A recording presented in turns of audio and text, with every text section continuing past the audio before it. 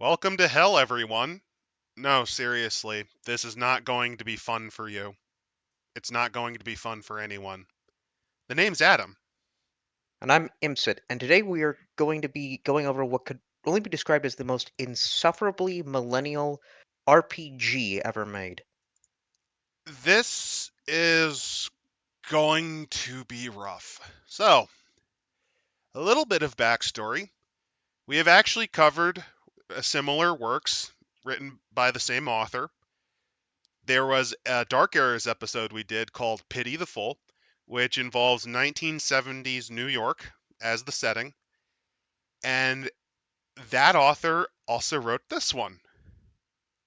So allow me to introduce to you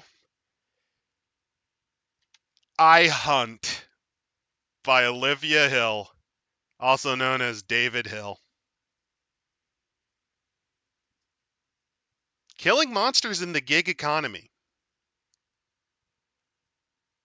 And let's just open up with the very beginning.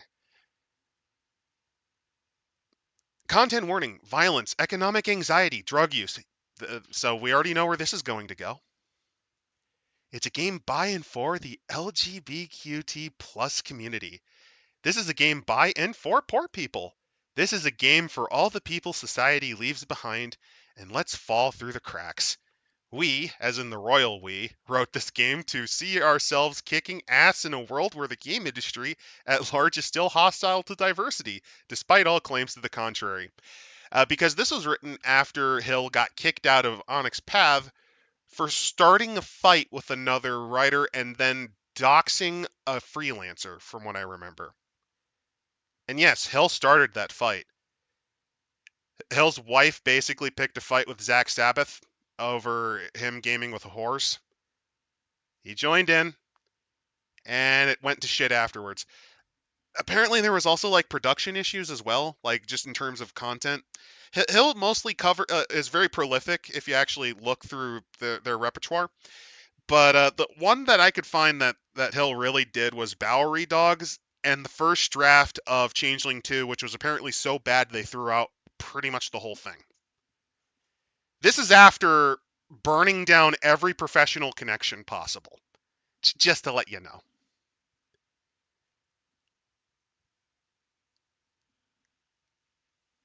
So let's see. This isn't a game with some milquetoast side part. This isn't a game. Spoiler alert: this is not going to be much of a game. Dave himself actually says that this is more like a punk zine.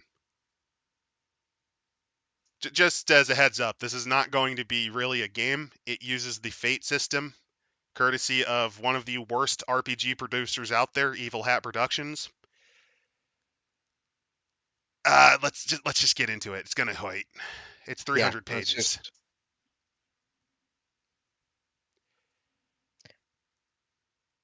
Changeling So, 2 was not written by Dave. Basically, by that point, all the bridges were burned. Dave was thrown up. Dave was also banned from RPG.net during this time, by the way. but And not for the usual reasons people get banned from RPG.net. it's because Dave doxed a freelancer, which is verboten. Because freelancers are the guys that bail your ass out of the fire in the creativity market. Also, I will say right before we start that this stream is in honor of Ellen Kiley, who is the editor for Dark Eras. And I want to point that out because you're about to see a very big difference between the Bowery Dogs and how Hill usually writes. Just as a heads up. Ladies Night Out, Chapter 1. Hashtag on the job training. It's Friday. I've got my paycheck. I've paid rent. I've paid the water and sewage. I've paid my phone bill. Everything's good. Well, except I need groceries for the next 2 weeks because, food. I check the pile of envelopes by the door. Oh, also, I forgot the fucking electric bill. It's not going to get better from here, guys. Just as a heads up. It's like the worst of Marvel dialogue in some edgy teenage show on HBO. I was going to go for Chuck Wendig trying to recreate Dr. Seuss's bet on the Green Eggs and Ham book. where I bet you, Dr. Zaius, because I actually said it wrong. It's pronounced Dr. Zaius. I bet you, Dr. Zaius, you cannot write a book with under 50 words. And he was like, I bet.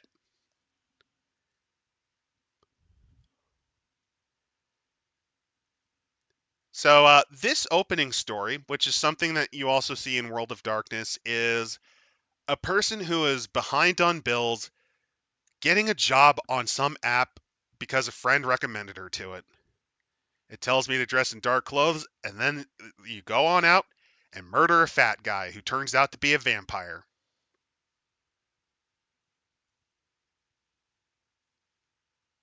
So let's see.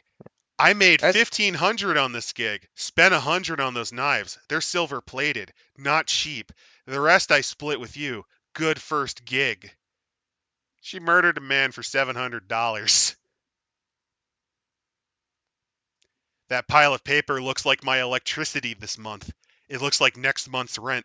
It looks like groceries. For a brief second, it looks like a pile of ash.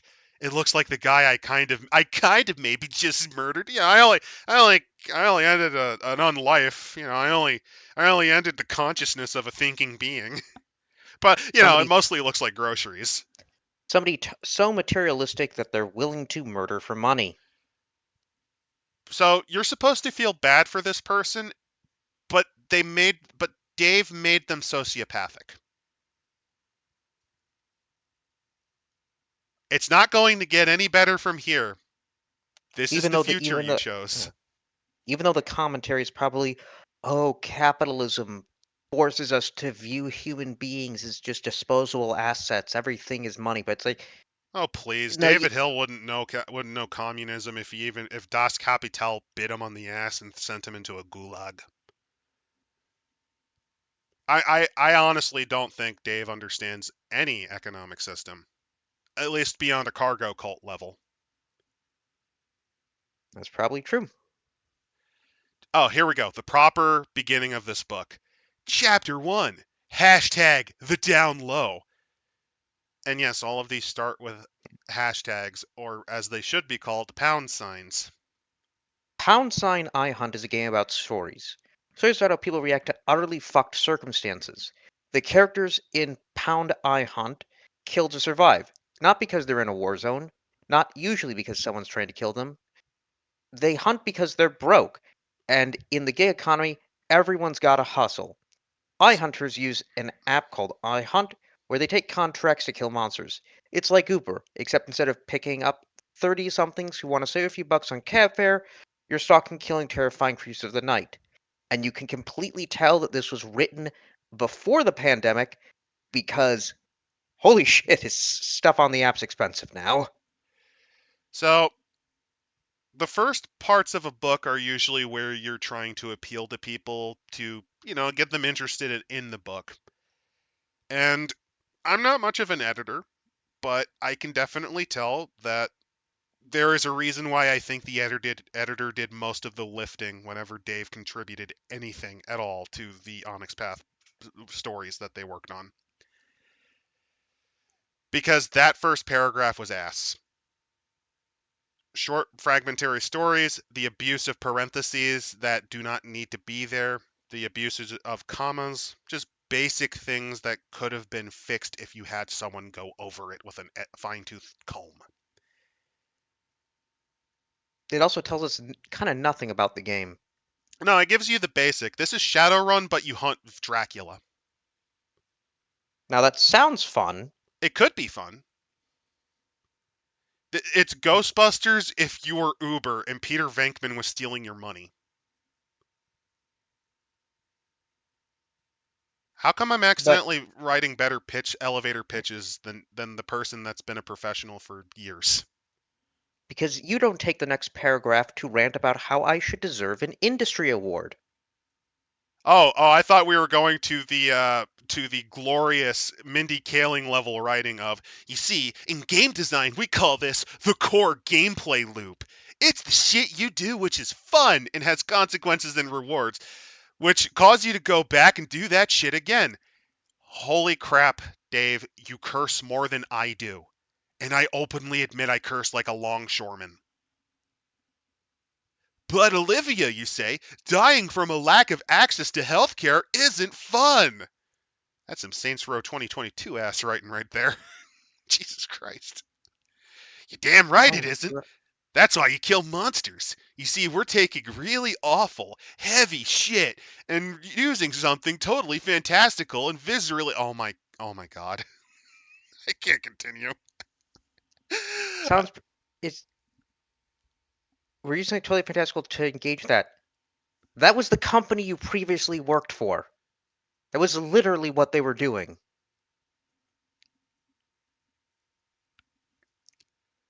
Yet you blew that all up because you got pissy at somebody.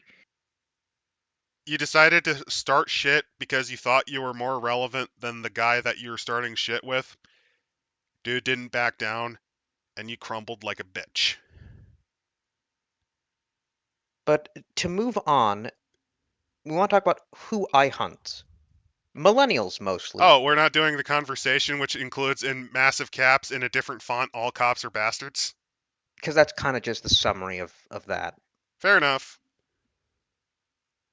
Now, the definition of a millennial is apparently from 1980 to 2005. Wait, doesn't that means David Hill's not a millennial? Because if I recall, I mean, Hill lies about their age all the fucking time. They do. They've repeatedly lied about their age a lot. It's kind of like the best way to describe Hill is if you had the unholy love child of Movie Bob and Hassan Piker, but with no charm. I think that's a pretty good comparison. That's a horrifying combination. Yeah, it's not pretty. But that's like how the inflation of a generation, which I believe is supposed to be 20 years, to now 25 years. But essentially, this is how do you do, fellow millennials? I'm totally one of you, am I right?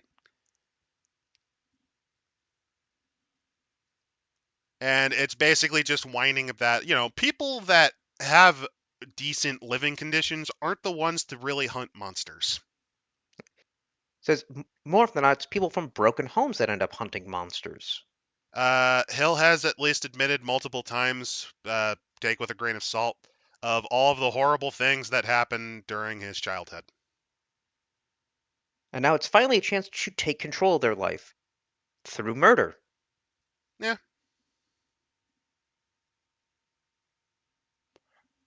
Personally, if I was gonna write this, I would treat it as if you were making a modern era Ghostbusters Inc., where one of you plays the store owner of this failing business called, I don't know, Hunters Incorporated, and you have to hire the best money can buy for you, which is not much, and that's what your players are.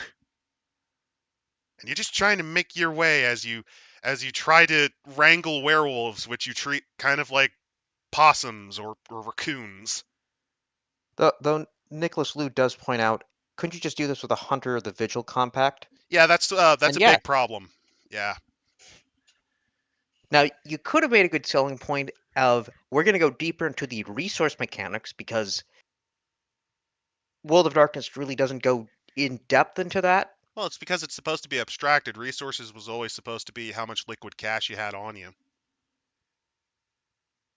So this could have gone more into the crunch, but no, no, it doesn't. You definitely could have done something there where it's one part you go out and hunt monsters, and the other part is you manage your startup. You could do something like that. But we're not going to get that. And there's no editor to stop Hill from writing horrible ideas. So why play iHunt? Drama.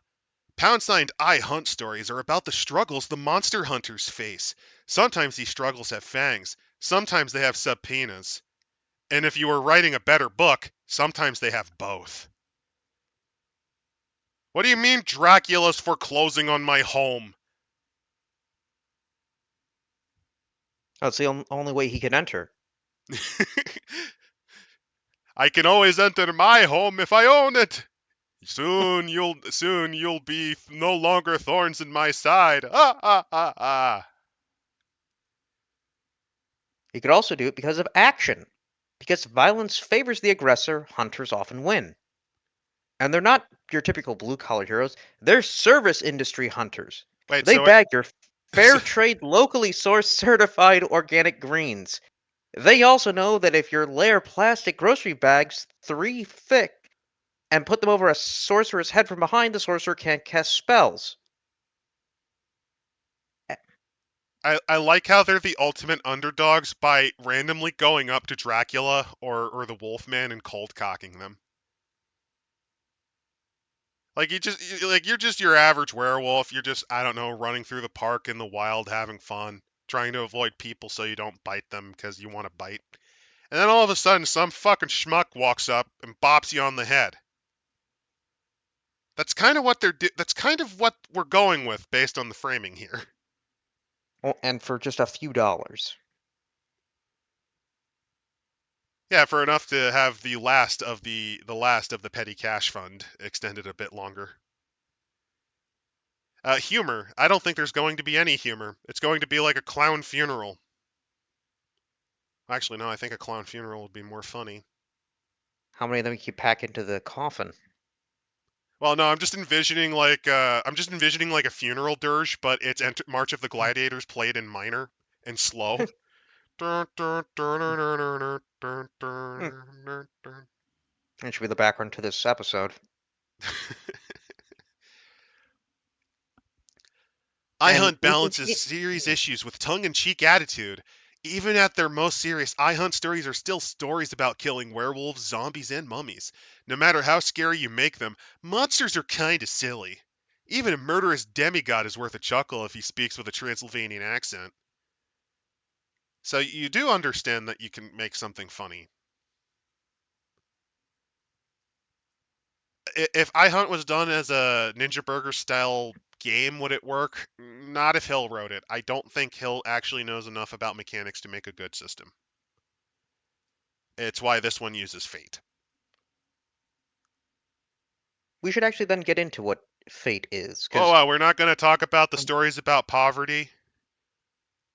no, because we're gonna hear more about that later in this book, because that's probably the majority of this I book. actually have to suggest this, and here's why. The stories that Dave is talking about are the ones Dave personally wrote.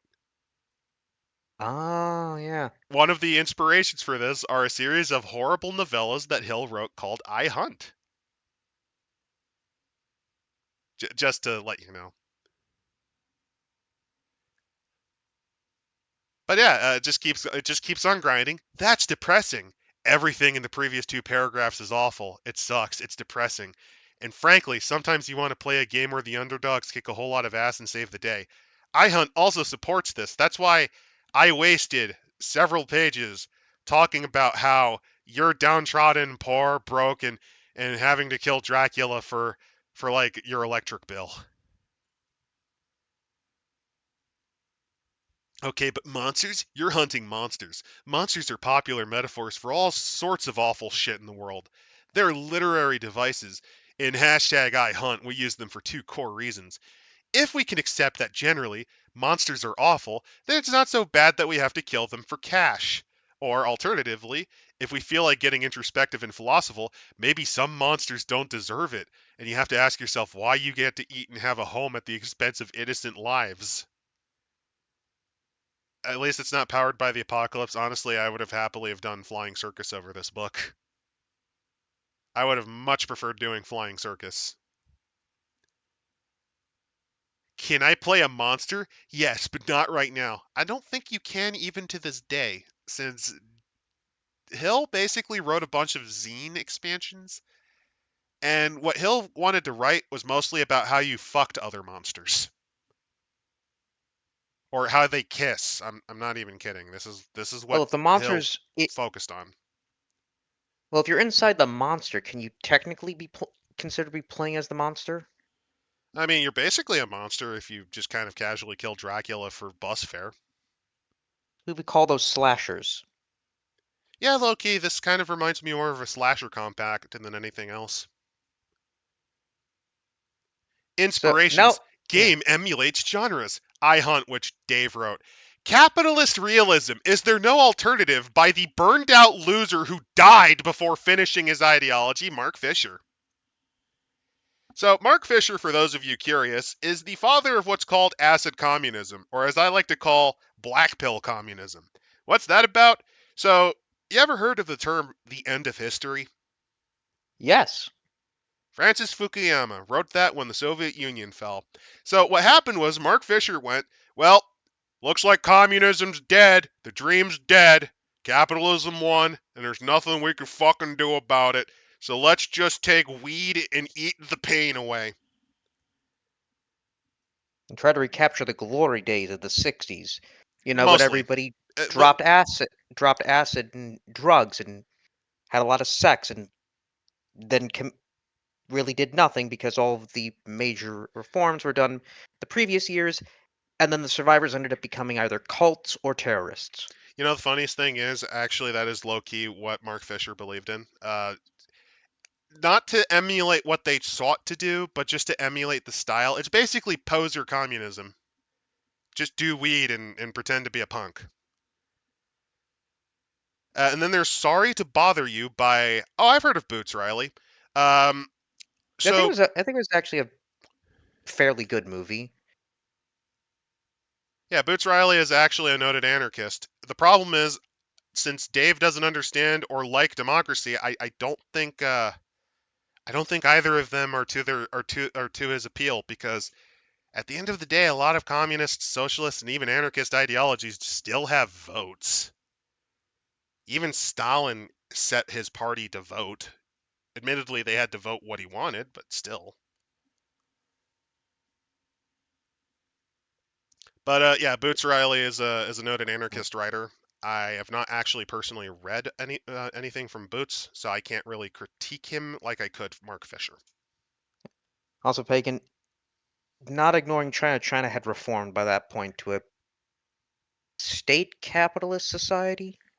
China legitimately is closer to. It is Fuck it. closer to fascism. Yeah, it's Just, closer to fascism because it has a private enterprise system along with the authoritarian means.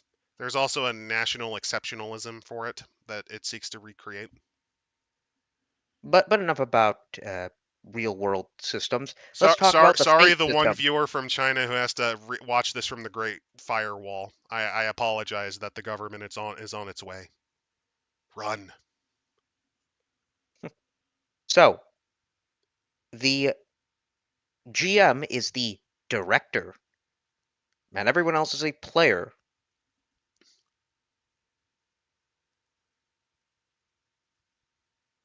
The players. Oh gosh, the header style I use doesn't differentiate lowercase and capital letters.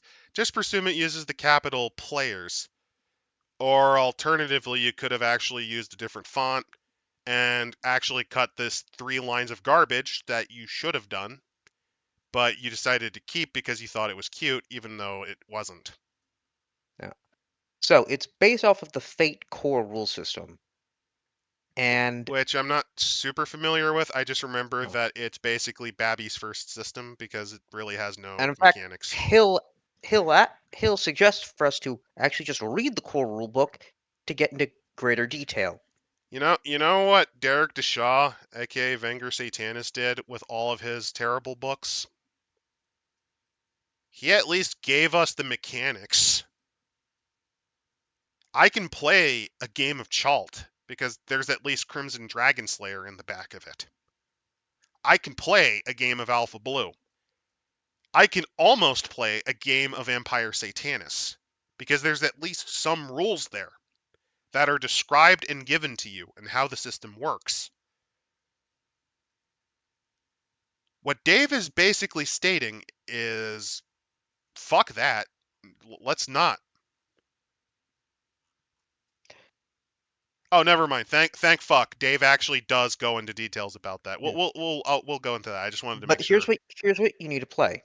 You need a scrapbook or a notebook to keep track of the characters and selfies. You need at least 4 fate dice and 1 regular 6-sided die. Oh, cool. A I fate need dice, proprietary dice. yeah, a And you can find them at many game stores or online at evilhat.com. I'm not giving Evil Hat fucking money. They're awful. They made Thirsty Swords Lesbians, which only has like 2 good settings. Yeah. Then we have tokens, counters, chips, beads, whatever. Index cards to discuss about aspects, and props and mood music. I'm already not that interested in Fate if this is what it's going to be like.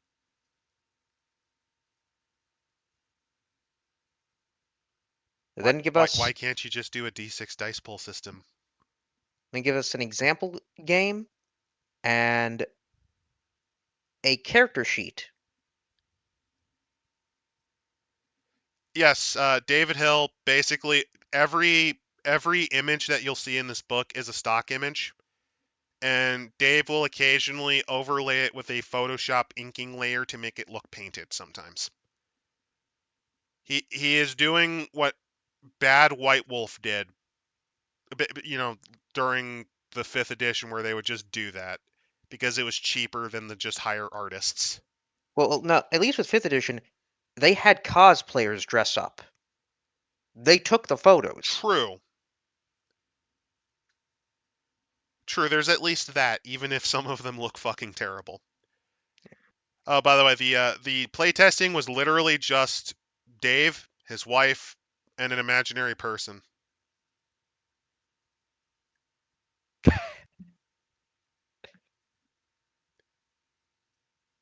You know what You I can couldn't also even get say? one other person to playtest. You know what I can also say? You know you're fucked when Vanger Satanis has a larger playtesting audience than you. Oh, yeah. The guy who made Alpha Blue, the dude who literally contracted a dude who did pregnancy fetish art to do a commission for that. The guy who legitimately believes it's legally allowed for him to kill you, at least he wants it to be, if you make fun of him, had a bigger playtest audience than you.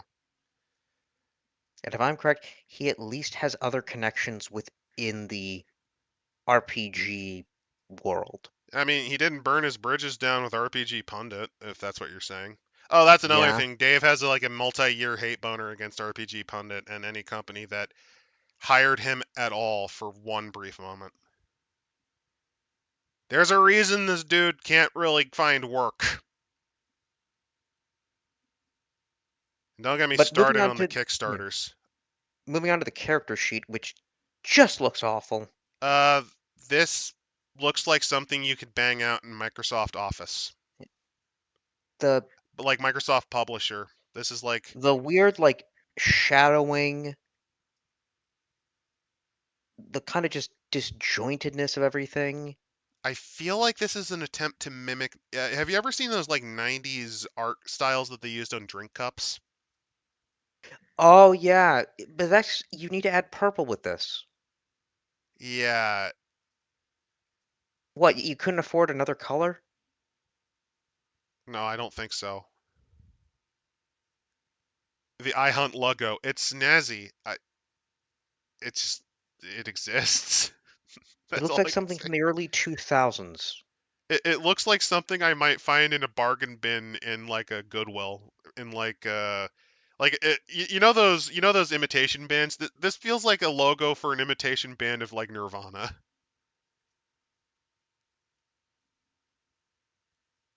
with the hit band member who changed their name to sound like Kurt Cobain. It's Kyle Corbin in I Hunt. So the actions that you would do in this game involve rolling dice, as you do. For a Oh normal God, roll, it's even worse on the other side. yeah, By the way, look at that. it it just is. Look. But you Oh would my roll for a God. normal roll. It is 4 fate dice. Every a plus, which I'm going to go as a 6, counts as a +1. Every other one is a 0, and every one would be a -1. Okay. If you roll with an edge, you roll 3 fate die and an edge die. The edge die you can then add up as a normal die, so it just counts as normal.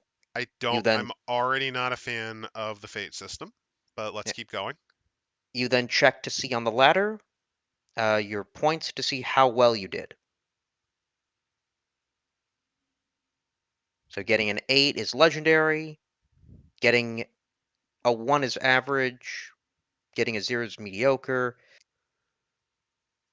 meaning that you will most likely succeed Oh yeah, because the with dice are with just the there to make you feel like you're playing a game. The yeah, fate system is not very involved. with the edge dice. I honestly If think you Powered by the Apocalypse has more crunch than Fate does.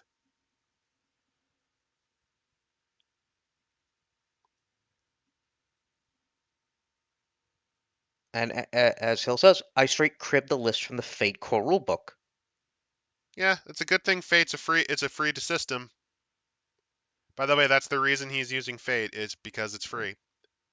I had some ideas when I was writing these. They must sound goofy as hell, and they were all based on memes that probably won't even be remembered by the time this book actually hits print. Oh, where's this? Sorry, it's just the design of this It is, book is kind of hard it is the sometimes. last paragraph on the ladder section on page 12. Thank you.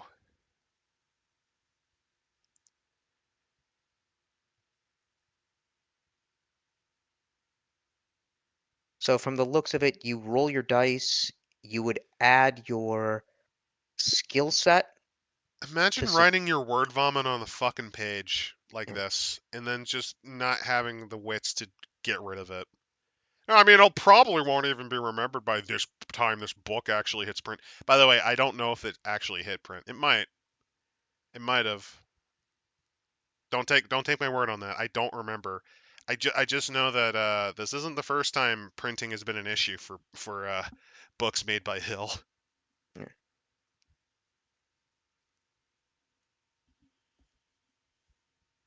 So yeah, you try to roll higher than whatever opposition you have. If you get more, you succeed. If not, you either fail or you succeed at a cost. Basic stuff. I guess the next aspect would be fate points. They represent your ability to influence the story to your hashtag iHunter's benefit. You spend them to evoke an aspect, declare a story detail. You get them when compelled or imperiled by an aspect. So if you invoke an aspect, you can influence a die roll to either re-roll or just take a +2 to your total. Yeah, this system I already kind of hate. You can then spend one also to force the story to bend to your will, It's introducing a an I random. win button. Yeah. So if the director introduces a random character, you can explain how this character is connected to you. The director can veto anything that's too high off the wall, but you still get to control the story. Cool. Then compelling, when the director thinks one of your aspects could get in the way, they can compel it. If you accept it, then it becomes uh, a part of the narrative, and you get a fate point. If you refuse, you have to spend a fate point, and it creates a new situational aspect reflecting the refusal. Yeah, So I'm gonna be. compelling basically means the the director is now changing the story, Yeah, I already hate this way more than Powered by the Apocalypse. and imperiling is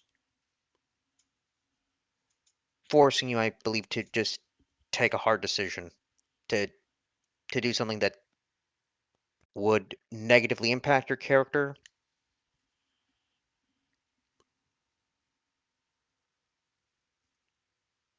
Again, it feels very generic to a lot of other sort of Well, that's the free point of the Fate re-rolls. system. By the way, the Fate system is specifically supposed to be free for a reason.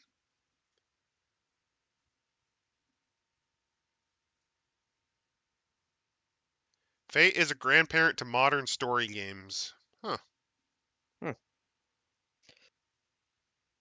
Then the edge dice, it uses three nice edge. There's a bit of eye hunter slang called a fair fight. When an eye hunter says someone had a fair fight, it means they're dead. After all, monsters are fucking scary, and in a fair fight, the monster always wins. Well, all things normal monsters starts with the edge. Hunters can siege the edge from them through a few methods. So it's doing if you're playing the way that you should be, you get in sort of an automatic I win button. Yeah. I mean, basically, it's a coin flip from what I understand of this, because you're very likely to get at least successes unless you're super unlucky. Yeah. And that seems to be then how you play the game. So the mechanics are very sparse. There's not much to them at all, and that is to this concept's detriment.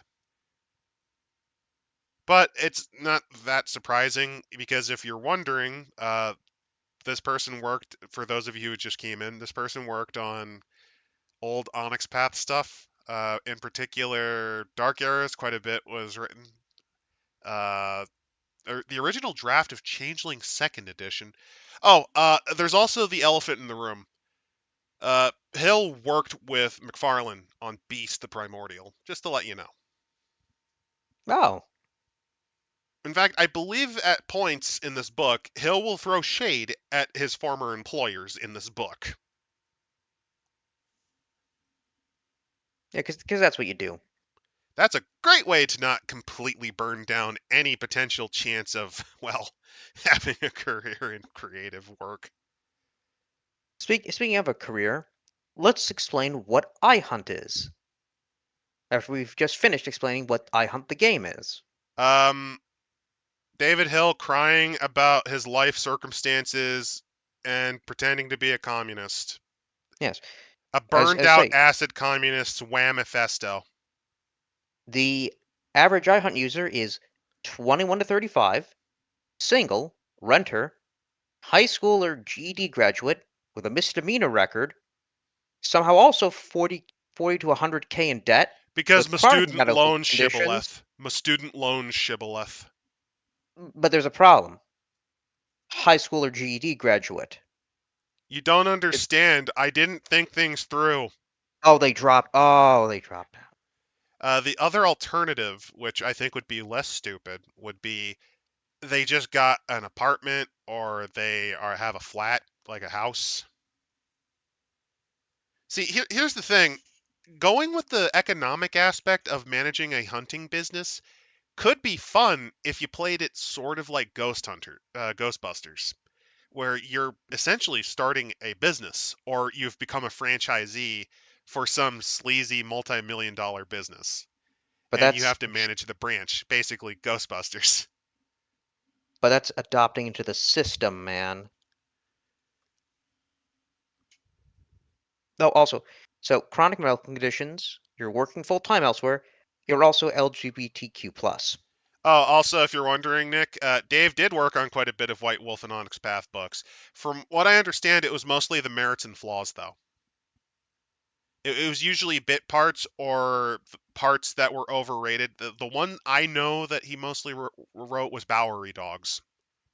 I think he did also some work on like Dark Ages Yeah, 20th Bowery edition. Dogs. That's the No, Harlem no, setting. no, not no Dark like for Old World of Darkness. Oh yeah, yeah. I believe it was Vampire Dark Age. It was either Vampire or Werewolf Wild West. I think both, actually. It is a testament to the editors that you got anything out of that, and it is mostly things like layout, from what I understand, and bit pieces. The largest project that Dave ever had with them was, I believe, Changeling Second Edition, which his version was thrown out. Mainly because he burned all his bridges by attacking his own company because they hired Zach Sabbath.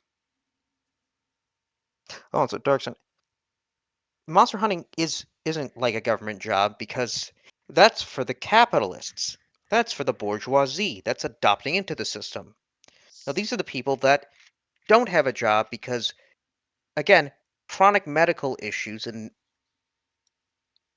I guess some and again not having a higher degree even though there's probably programs and opportunities that you can take to improve your life, but This is uh Dave bitching about not having UBI. yeah. Again, and that debt probably because we have the American healthcare system. Can't get a job because of the I don't know, whatever issue it is. I guess in this example, it's Crohn's disease. Yeah, basically the testament examples, and yes, if you're wondering, Dave got stock photos and just put them in his book. This is one of the. It's interesting because I have seen things that have had less effort put into them, but there's something particularly soulless about how little of a shit and how little effort was actually put into this.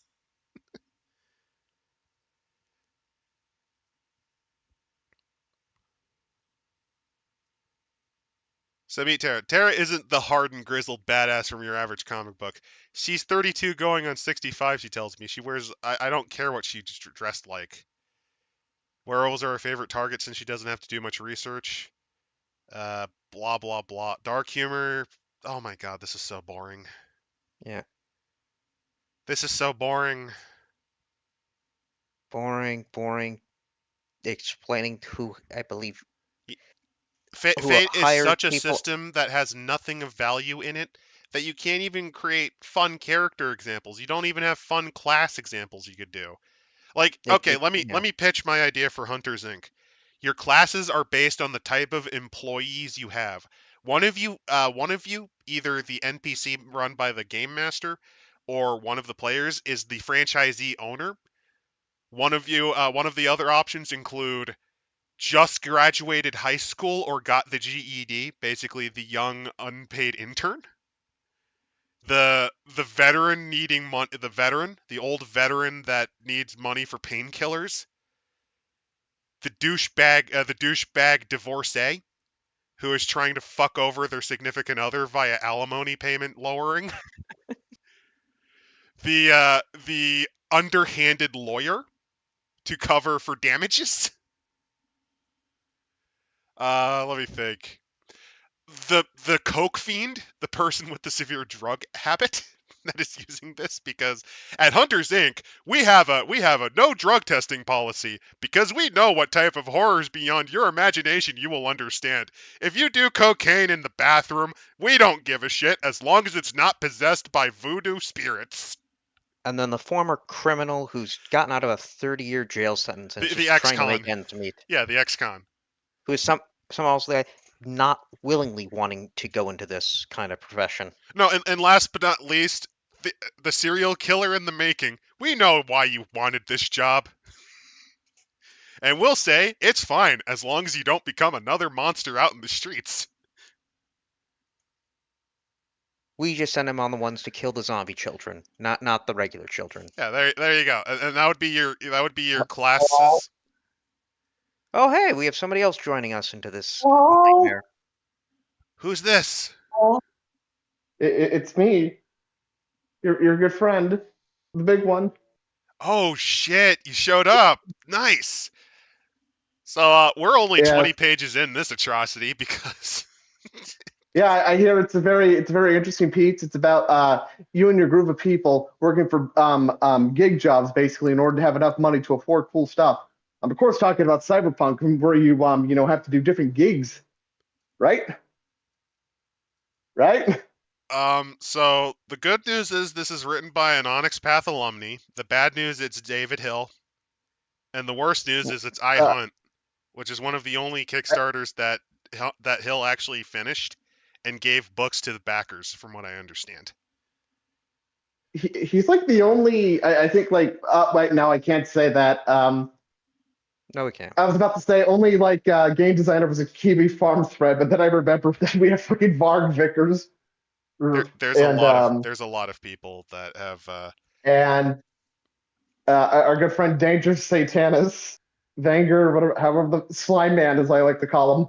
Slime Man does have some interesting stories, but I will say Derek is a more interesting author. No. Do you think you should just quit at that point when fucking Slime Man is considered more competent than you? Yes, we should have. Probably. There's a reason Hill was blacklisted. Really? How is he blacklisted? I'm actually curious. I didn't know this. David Hill doxed a former freelancer. He doxed a freelancer. You never rough up the help. And burned every bridge possible with White Wolf and Onyx Path because his wife started a fight with Zach Sabbath for hiring prostitutes to run games for like a promo. Imagine being too fucking incompetent for Onyx Path. Oh, he also constantly called Zach Sabbath like a sexual abuser or whatever, or his abuser. Gets caught fucking gets caught fucking one of his employees. Oh wait, yeah, that's the guy where like it was like a girlfriend and like he basically made himself broke basically in order suing the people that just kept calling him a rapist. From what I understand, is that correct? I don't know. I don't know.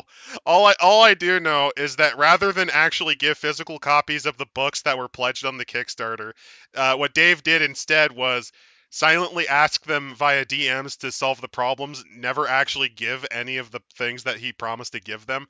And in one case, actually gave Gen Con promos to places and not to his backers. 0 for 4 fulfilled pledges. Unless you like PDFs. It is to the point where allegedly he cannot do any more Kickstarters because he's fulfilled none of them. And apparently Kickstarter is so sick of Dave's shit that he can't make anymore. How sad. They ruined the poor dreams of this nice little queer boy.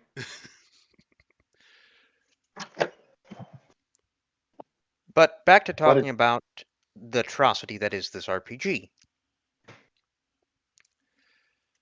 Oh yeah, we were at page 24. Okay, so we're skipping the day in the life of Terra. I don't blame you. Yeah. So Dave put a lot of thought into making this app look like it does. The rating, the photo, the listing. This is very important. This is not something you could have just shown in a side piece of art as you talk about. Oh God. Oh no, it's a 2-page spread. That makes it even worse. Graphic design is my passion. Game design is my passion. So my favorite are the generic agree, disagree, heart, and money emojis. These are just like free assets. This is something you can bang out in 2 days at most. And that's if you decide to take a break and your computer explodes. Jesus Christ. Why would you waste 2 pages on this? Ellen, lady who helped on the glorious Dark Arrows book. Ellen Kelly, I have to salute you for being able to turn shit into Shinola. If this is the crap that you were given for the Harlem setting of Werewolf. Oh my fucking God. Chapter 1.5, because, you know. I don't think that's how this works. Playing like a non-asshole. Too late, Dave. Too late. Oh no. Like we said before, hashtag iHunt is a dark game. Unapologetically dark. It's mostly been you complaining about, like, basic talking points you'd hear from anyone else, like student loans and medical bills, and how you need a universal basic income. And whatever else you decide on, because you constantly yo-yo between being a socialist and an anarchist. Which, don't get me wrong, you can be both, but that's called anarcho-communism. Hey, buddy, look, the interwar period back in Europe is a really magical place back then, all right? You can be both at the same time. It worked out well for everyone. Yeah, an anarcho-communist. I wonder if Dave believes in the Bordigius system of getting rid of money. Insert whitest kids you know sketch on communism and anarchism here. Oh yes, let's go. Rules, not tools. This what? Yeah, so this is the safety tool section. Oh, the BDSM stuff. God. Yeah. Because if you're wondering, all this garbage comes from BDSM culture. Well, Because no, that's what I think of. as it points out in the next paragraph, iHunt isn't kinky sex. I It's didn't more say like it was. improv theater game than a BDSM section. Oh god. Do you think, I've been thinking about this when it came to like the safety tools and stuff. And do you think the reason why nobody just seems to know how to fucking talk like humans when there's problem at tables is because D&D, since it became mainstream, has just like brought in like it's basically encouraged of like just doing it with randos Oh and no, people I that just think don't it's know how to fucking because talk. I think it's because so many sex pests either work on or GMs that you have to actually handle it like you would a BDSM outfit. They Well, I will they say only care this. about they care about cooming, so you got to use the lingo they understand to make them not coom. Well, the only thing I know about Sex Pest with 100% accuracy in tabletop RPGs is if you play a White Wolf game, there's a 50% chance that you'll be raped either in game or out of character if you play. Well, there's also Cthulhu Tech, where only 2% of our book is comprised of rape. I'll never get over that quote. I'm sorry. Yeah. It'll So, haunt my brain until I die. so while there is some sort of willingness to, the rules won't always work. There's nothing really hard and fast. There is at least one rule: That's because no Dave can't be fascists. bothered. If you're Dave a cannot be fascist, Oh, bothered. God. you're not welcome to play this game. It's against the rules. If you're reading this and thinking you just call everyone you disagree with a fascist, then you're probably a fascist or incapable of drawing inferences from context and acknowledging a dangerous political climate that causes the oppressed to be hyperbolic. So All right. I will now comment that there has been a great arc when Israel invaded the Gaza Strip recently, where Dave went full anti-Semitic, and Dave is also anti-democratic. So what does this mean? No Jews allowed in my tabletop RPGs. Yeah, What does this could be mean? that. I was going with, I don't think Dave should even be allowed to play this game. Because it's all there. You have the bread and circuses, the extermination of people whose views or beliefs disagree with you. In this case, the Jewish people. We got the desire to commit violence. The way I see it, I'm seeing it so. The way I'm seeing it, I think Mao is right, and that anarchists are actually social fascists. Hell, I get in contact with us. We can help you. We're the based alt-right group that you're looking for, and we're just almost starting you from censoring you. But so to deal with though, besides the no fascist rule, there's the levels worksheet, which detail how much, going through list by list, how willing your players are to be involved with this topic. so For instance, this is actually bigotry. Dave. No, this is Dave cribbing from, because there were safety tools like this beforehand. Originally, there was a type of survey where you would do this, and I make fun of the BDSM aspect of these types of things, but I actually do intrinsically believe that something like this is actually useful, but it's primarily with people you've never gamed with before, or for like before a convention game. That's where I think it's at its most useful. It's also to me let's show actually like the actual like list, because we're going on to talk about there's the issues of like bigotry, but then there's blood, brutal murder, in a game about you brutally murdering monsters. Well, they're not people. Starvation, deprivation, torture, self-harm, romance, natural disasters, medical treatment, confined spaces. I find it weird claustrophobia got its own space. Yeah, it feels like. But when you're in a game that's about you hunting monsters, Wait a minute. Oh no, don't worry. Dave, because he had to, gave you a bunch of write-in points. For some reason, there's like only the option to have 6 of them. So thankfully, you can write in arachnophobia or choleraphobia. Like, I can't do clowns, man. Clowns are too fucking scary. Or thalassophobia. I'm sorry, we cannot hunt the Loch Ness Monster. Sorry, it's too spooky for me. I don't like big open water. But moving on Like I from said, that, safety tools do have some value. I shit on them, but it's more in the sense that it's useful if you only are going to game with someone once, and it's at like an event like a Again, convention. I can't stress how retarded it is. It feels like nobody could just speak like adults this day and age. Correct. so now we're going to move on to Chapter 2. Hashtag the people. This is about the characters, not character creation, mind you. 30 pages of explaining the characters, of which there are only God. 4 types. Oh, by the way, there was an expansion pack that Dave wanted to write where he tried to explain how boomers operate. Okay, that could be funny. It's I'm not. sorry. What? So, okay, who am I playing? You're probably a millennial. Ask a lot of people what that means, and you're going to get a lot of different answers.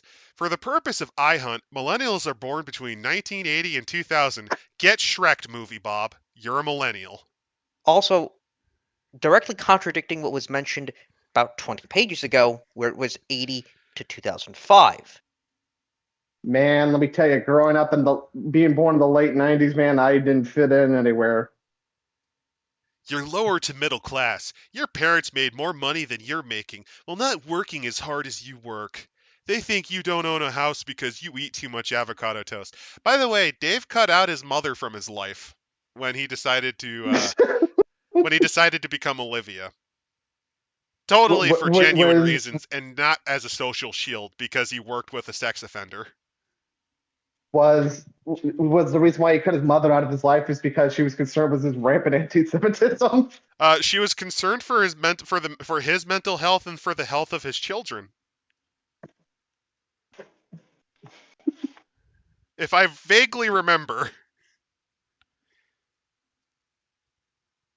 So But the where were key we? defining factor here is you are not playing a person who is comfortable. Okay. Without getting into too much political ranting, you're a person living in a world where the climate is rapidly elevating to apocalypse level event, and the 100 corporations responsible for 71% of that apocalypse are reporting record profits while telling you that you need to stop using straws. So We're never allowed to get ahead. When we ask for our basic needs, we're told it's too much. We have to fight for even milquetoast reforms that aren't even much better than a disposable plastic bandage over a knife wound. if you're wondering, Dave never fights. What he does is he mimble wimbles on fucking Twitter or Blue Sky, just to let you know, while playing video games. This isn't a world that's a dark mirror of our own. Fuck you, White Wolf.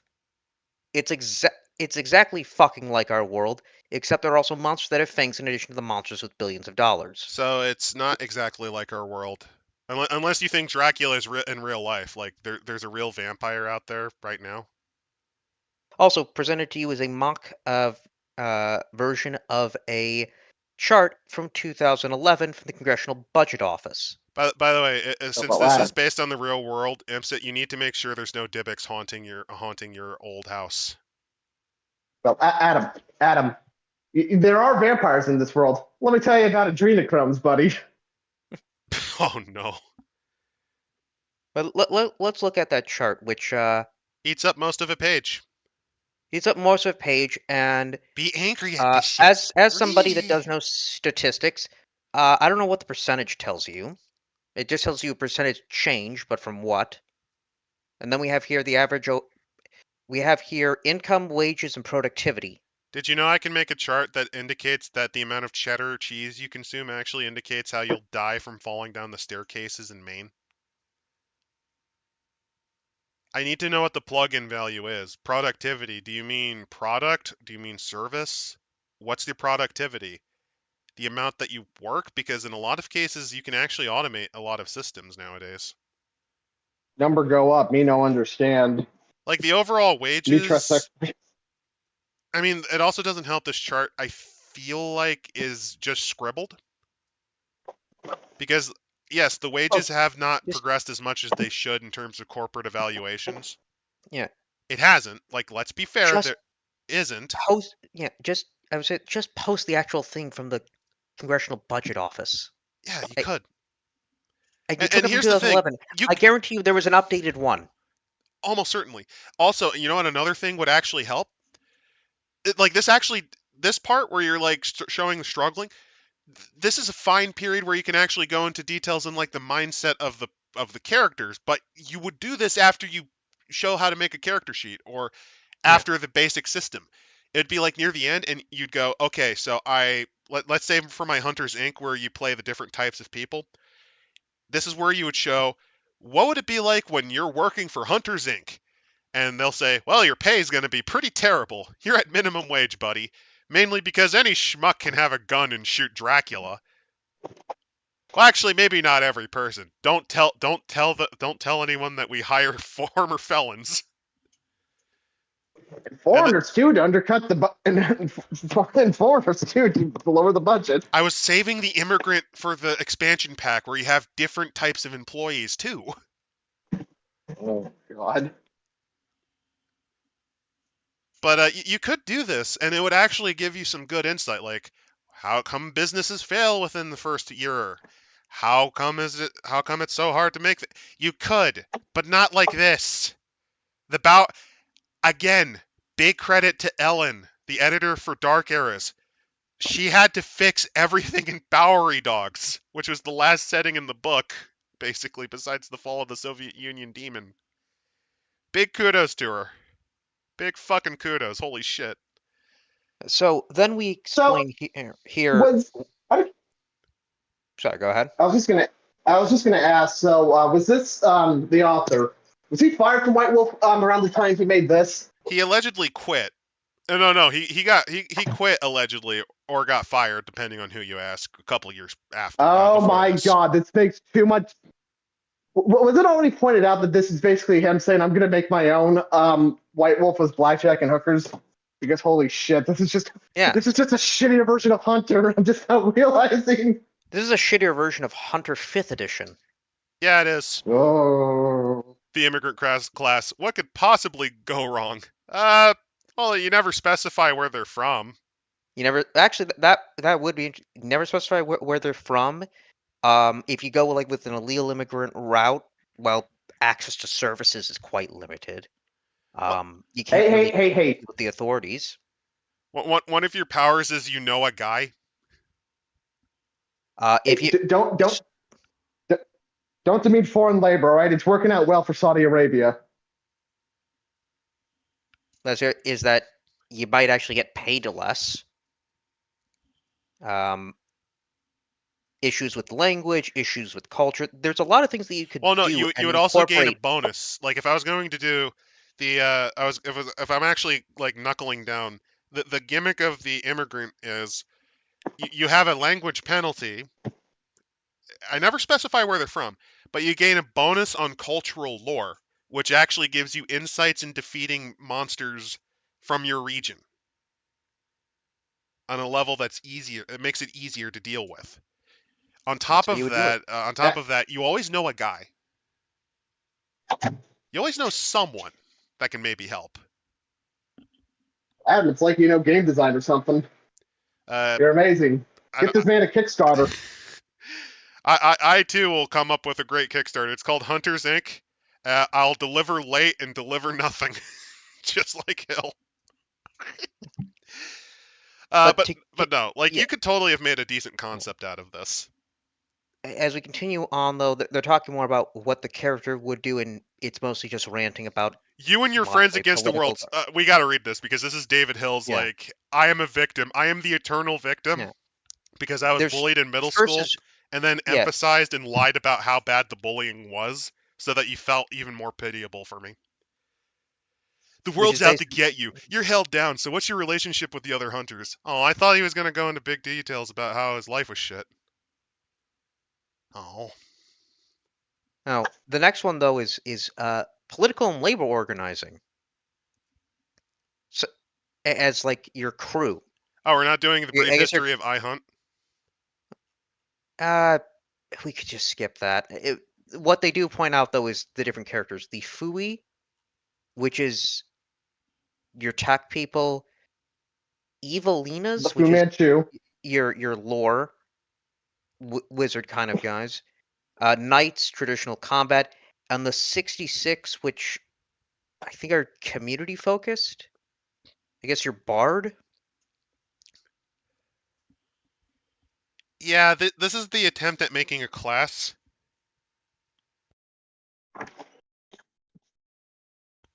Just to give a comparison, some ideas I would have for the Hunters Inc. The GED just 18 character, basically the intern, they have lower skills than their others. They basically are treated as having one level of skill lower, but they also have something called youthful vigor, or from the mouth of a child, which can occasionally give them amazing insight or improved physicality. Veterans would have improvements in using weaponry, but they also would move slower because they're injured from the war. Oh my bones. My replacement knee is acting up. The damn And shrapnel's hurting. My whenever they bones. hear a loud noise, they get PTSD flashback and they go berserk on their allies. Let's see. For the ex-con, actually no, the ex-con gets I know a guy. The ex-con and the immigrant both get I know a guy, and that gives you some useful insight to the black market. But you also struggle with equipment malices. Basically, it's harder for you to hold on to equipment because of your parole. For example, you can't have a firearm because you're probably a felon. Nepotism higher starts with higher Oh cash, yeah, but that would be overall the lower expansion. stats. Nepo baby, hell yeah, good idea. Hunters Inc. That actually sounds really fun. So they do give us later like some examples of characters. Diversity and Uh, experiences. yeah, San one of which Felipe is Steak and Shake. it's a reference to Scooby Doo. Frank, Phoebe, Thelma, Shaggy, and their puppy Groovy. How They live in an embarrassing. old conversion van. Yeah. Oh, not Now, only that, but they're in a polycule, meaning that poor dog. I'm so oh, sorry. I'm so sorry, puppy. I'm so sorry, Upper now, no. now I have a question for you all. puppy. What is your kink, or Eh, how to use this eh, section? oh, oh, uh, that- oh yeah. After the other examples, which includes the Elephant Show and Joe Stars. rape. Oh, I just realized. Oh, Oh, you. Oh, I should also mention there was a period of time where. So Dave has a habit of crying poor. Spent years in Japan as a weeaboo. Spent years in it. Probably bumming money off his mom. Actually, he apparently worked for like some gotcha game, some budget gotcha game. This is during the time period where he tried to say that waifu is an imperialist appropriation of Japanese culture, and a very angry Japanese person said, "You fucking buffoon! That's from Azumanga Oh, Daioh." if anything, their fucking cultures colonized us. The White man. Japanese person legitimately said, you imperialist buffoon! This came from Azumanga Daioh. It is as Japanese as you are not. Stop using Professor Genki as an avatar. It is actually disgraceful to Japanese representation in culture." He got fucking destroyed by a Japanese person. It was hilarious. But yeah, the Joe Stars are legitimately just fucking JoJo's Bizarre Adventure, and that's awful. that is just awful. Um, So yeah, what is your kink? Because this is an excellent choice to describe how you get edge points. and your background and everything. They then go a few pages later to describe what an Evelina is, which is, again, someone who knows a bunch of texts, knows occult stuff, could be an alchemist, wizard, that sort of Oh, thing. I fucking hate how these character templates are designed. Oh, this is just Look at this. Look at this unreadable shit. Oh, Unreadable to why use the us, word and we kink? have the Because books. well, no, you use the word kink because the magazine because he made a few zine expansions and 2 of them involve fucking and kissing the monsters. So you know. And isn't it edgy? I'm describing things with sex terms. I'm a big Nope. boy. That's why I use big boy words like fuck, piss, and shit.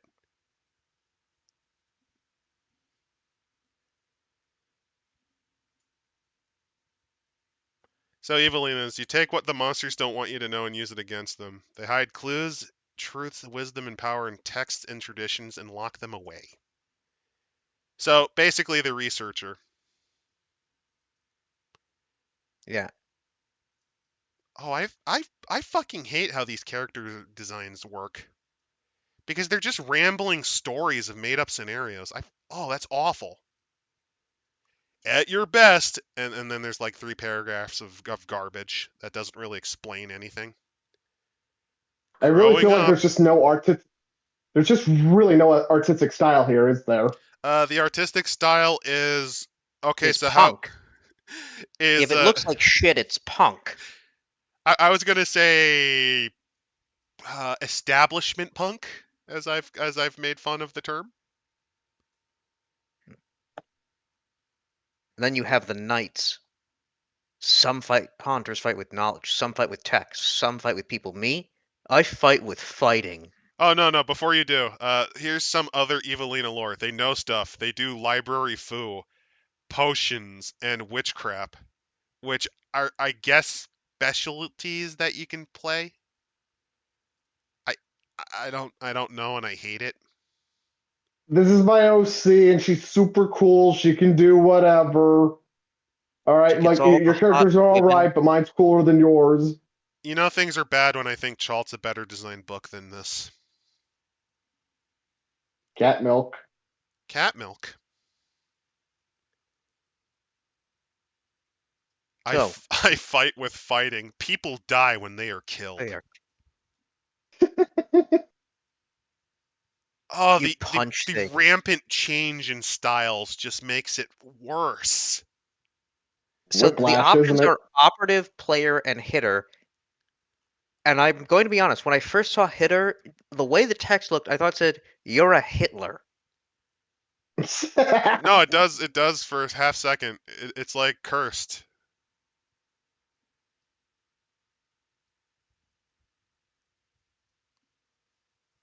So this is the UG hit with stick concept. And notice that these classes basically have nothing of. There's no customization ability because, well, Fate is a garbage system. Oh, and don't you like how Dave goes from dark black on white, which ruins your printer fucking text, to flash banging you with bright mode? Don't you like this? I do. It's making my eyeballs burn. This is what you send to your publisher if you hate them. This really is the lamest designed. Even like fucking like people with like no budgets when it's just like white text, black text on white background. Like I think even some of those fucking like supplements have more passion because it's just people that's like, hey, it'd be cool if so and so. Hey, remember when I showed off the Gargoyles RPG? That was a fan-made game, and that still had a better design than this. Oh, don't you like how you have... Oh, look! Dutch angle! Whoa! And it's majority of the page! It's tech. It's techie. You're a What? hacker. You're a driver. You're an anarchist. Which page are you on right now? Because I just noticed something from one of the Dutch angle ones. 53. Look at the bottom right. Fuck yesterday. Yeah. Yeah, It, man. By the way, hacker, it driver, just and anarchist, all things David doesn't understand. And then finally, we have the 66. The people fight to protect. Oh, look, it's your average peaceful protester about to gang up 9-on-1 on one slightly overweight old man who will punch one of them and the others will run away like the Tusken Raiders. Look, that zombie they're gonna gang up and fight. He's a white supremacist. I'm just envisioning like they're about to gang up on this vampire and it turns out it's Uncle Ruckus and he just whips their asses. You're a face. I You too. blend, you I sneak in, you navigate complicated social interactions the way some people breathe. So you human. You're a cutout, a trusted go-between. You know people, all kinds of people. And then you're an agitator. You use the pressure of the people to corner your targets. It's about making sure monsters remember angry mobs with torches and pitchforks when they decide they're going to do evil or not. So this is glorifying people who mostly peacefully protest by breaking into buildings and stealing from them. And now we finally get to actual character creation. I mean, to be fair, Adam, that is just most Hunter games. To be fair. By the way, apparently the 66 template mostly are Catholic, which I find really confusing and weird, but okay. Liberation theology. Mm. Also community. At your worst, you have too much faith in people. You care too much, like a narcissist. Or you have no faith in anyone. 9 times out of 10, monsters are just people the system failed. Yeah, because when I think of fucking Nyarlathotep, the crawling chaos, driving people into madness just out of fun. Yeah, the system failed that one. This whole book really is making me wonder what the difference is between, what the sweet spot is between adding flavor to your setting and just getting to the fucking point. Well, this book really shows you what a good editor is useful for. This book, in my opinion, shows what happens when you don't have an editor. Or you don't take any time to think, does this sound fun to people who are not me? Like to give you like Eclipse Phase has its own political rants and everything. It does. It only gets preachy a couple of times, but for the most part, it's fine. They weave it into the plot. It's contextual. They They're even not, make it make sense. yeah, 3D they're not, printers allow you to become an anarchist really easily since the hard stuff is mostly dealt with by machinery. and then when they're discussing like the various anarchist settlements, that's where you can talk about anarchy theory. Like Star Trek. Because you can get some cool things like there was one settlement where it's all like they deliberately put themselves into like gender neutral bodies to really completely That go is one gender example. neutral. There is another example, which is basically a dude who sleeved himself 1,000 times to make a community of himself, though. There's also, I believe, there's a type of anarchism called illegalism, and I think one of them basically went full Las Vegas, which I think is a pretty nice touch. But moving away from an RPG, See, that's the thing. I can tell sense. Eclipse Phase. Here's the thing. I can tell Eclipse Phase is made by someone who actually understands anarchist theory. They understand the basic principles of at least a couple of types of anarchism, both the socialistic and the individualist sort. I can tell Dave has a cargo cultist's understanding of anything, and it's in the sense of, can it benefit me?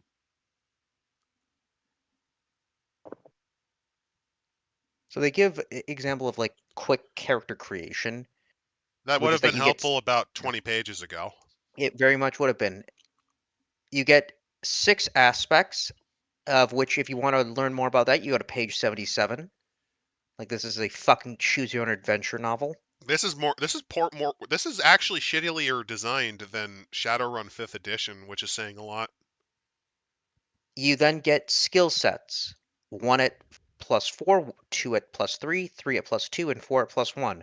What are those skills? Fuck if I know. Fuck Seriously, you, get fate. Fuck if I know. I don't think they even tell you what they are. There's no like set skills. It would actually be funny if like the instructions are just go read, just go get the fucking World of Dark, just get the Yeah, World of Darkness the World of Darkness general book and just use the skills from that. I'm too lazy to make this shit up myself. No way in hell. Dave to this day still tries to vague post about Zach Sabbath because Zach gave him a massive fucking spanking and it culminated in him burning all of his bridges. He also tried I to unperson and destroy Mike Merles as well. Of the gays and black people are too stupid to math fame. Oh yeah, I this do is like this is painfully yeah, insipid. yeah. I do He like this has a though. This point. is this point here, stress. That you have mental and physical stress. And as they say, an athlete skill set gives you more physical stress that you can take. A survivor gives you more mental stress. He didn't come up with this. This isn't fate. This is in Fate, but I do like that idea. Different from, like, let's say, Call of Cthulhu, where it really is only the sanity stuff. Physical might be like, I guess, willpower, No, but physical is your HP boxes. Oh no, the giant slore has ripped open your guts. but What's let's gonna move on kill you to the first? The let's move damage on to to your the intestines or your sanity? yeah, let's move on to the whatever the fuck arts and crafts writing this is for character creation. So Dave personally wrote this because, Well, of no, course, yeah, Olivia was writing this section, and she realized she's done this shit like, I don't know, a million times before. She wrote the stuff about a game about vampires, then one about werewolves, then one about spies, then one about wizards or some shit. So, despite being experienced in character creation, you decided, fuck it, I'm not doing this. I am completely incompetent. So fuck it. Here you go. So I put out this ad on Fiverr as a joke saying, I'll write the character creation chapter of your shitty RPG book. I didn't expect anyone to ever agree to it, but here I am. Fate has a strange way of working. I'm You see, Lana. I it, hunt you monsters see, for a living. Yes, I'm the yeah. protagonist of Hill's vanity run shitty novella books. Because iHunt was originally a vanity novel project. So then we go on to describing how to do character creation, Oh my god. which I would just read World of Darkness stuff. Just there you go. You like how this Right. is completely incompetent? Look at this. Compare this to Degenesis. I have made fun of Degenesis, but remember, its character Terminator Genesis. creation was correct. It actually got you to the point once you got there. Compare this to the fucking Chalt. Cat milk. Yeah. They then go through like it seems like they really want to stress what these characters like the concepts are, their drama, their That's because day Dave doesn't job. want to write any mechanics. Mechanics hard. Mechanics are not fun. Mechanics take thought and effort and fuck that. You give me examples, you give me templates. No, just generic shit. These four basic aspects define who your character is. This should be enough to your pilot episode short story.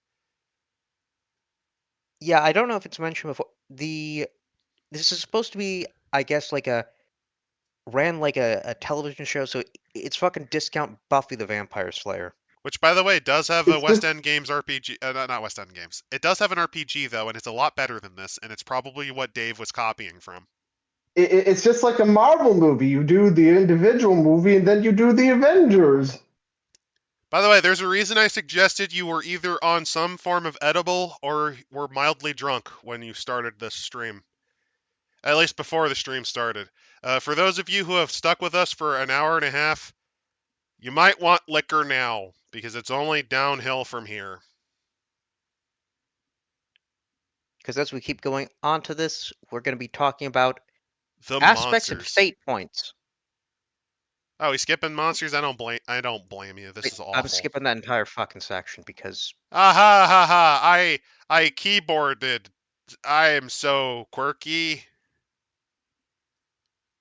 This is like Dave trying to tell you the basics of a plot and structure yeah, and then fucking it up. and from what I get from aspects is that they're just more character details to your character. So, what is an Like aspect? It's a phrase or something that describes whatever it's attached to. Oh, this is the okay, so like in World of Darkness, you know how you have your flaws like your character. Well, no, you have your demeanor like the face you show the world and your true self. It's like that but shit, and it's much better explained in Evil Hat Productions' take on the Fate system, which is yeah. free by the way. You can actually look up the Fate system and you can get it for free because that is the So point of the Fate system. they give us, for instance, motif aspects, which is yeah, but like poverty is expensive. The family you chose. Oh my, Horny on Maine. look at the okay, before we do, I have to criticize. So this is stock photo images that Dave found of monsters or maybe scribbled. This looks like you ran it through MS Paint. This is some MS Paint style shit. Look at the blood effect. How the hell did you do worse than Chalt? Chalt made it fucking strawberry jam. The eyes are off center in the head. This is Yeah, like this was MS basic Paint. This 101 was this was shit. Photoshop. Oh, look at that. Look at that. Look at that artifacting right under the armpit. Graphics design is my passion. Also, where's the other arm? Why does Fate Point have one of its letters not filled in? Why I is don't know. S also not filled in? Corky. If I like take all of the white letters, am I going to get like a racial slur or something? I don't know. But we got the motif aspects, we got the character aspects, such as vegan, high functioning addict, crushing medical debt, anti fascist. So this is Dave trying to understand how a character's personality, motivations, and beliefs work. So the character's motif. When I think of motif, I think of stock characters. You know, like if you're writing a story, you know the type of stock characters, like the grizzled cowboy who goes in, the man with no name, the guy who goes into town and has a storied history as an outlaw or cowboy, the redeemer, someone who did something horrible, the sleazy businessman, that sort of thing. When I think of motif, I think of stock characters. I don't think poverty is expensive. What fourth wall? Duty now for the future. Shit posting, which, hey, fair enough, that's a motif. Everyone has made a shitpost character. That's like the only thing in here that is actually genuine. Character aspects are supposed to be their personality, and I like how one of their personalities is just having an annoying little brother. Do you have any other personality? No, that's all I was able to afford. Not in this economy, that's all I could afford. I think something's coming loose in my brain. Location aspects, such as Oh God, broken I just realized. radio. No. The white letters are just because Dave couldn't be fucking bothered to make sure that it was all fixed. Ah, See? yeah. Location aspects are all situational. It's just Boosts is also wrong. He just couldn't be fucking bothered to go through this with an editor. Yeah. What a clown! Even S- Derek does that. yeah. Sample. Let's see. The situational aspects. Was that an earthquake? Bullshit Americana. Saccharin. Heavy machinery. I don't know what that means. Consequences. That fucking knee again. WebMD said it's cancer. Fugue states. destroyed credit, nightmares, trypophobia,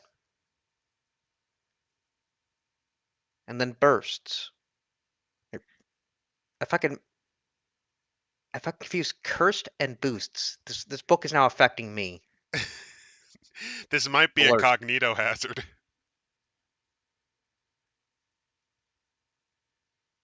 Say, these are things that you can kind of get as advantages, and it's Yeah, ugh. these are your advantages, and then The- detailing how to make them errors like good. this happen when you don't give a shit.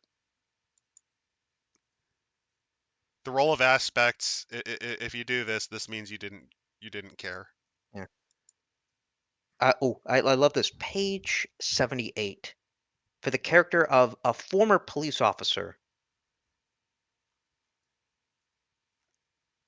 And as we said, all cops are bastards, so let's see what they describe the police as. Which is that it's not just a former police officer, they were suspended. You don't get suspended from the police force for just anything. Hell, you can murder innocent black teens on camera and you barely get a slap on the wrist, let alone suspension. Remember, this was made in 2019. Yeah.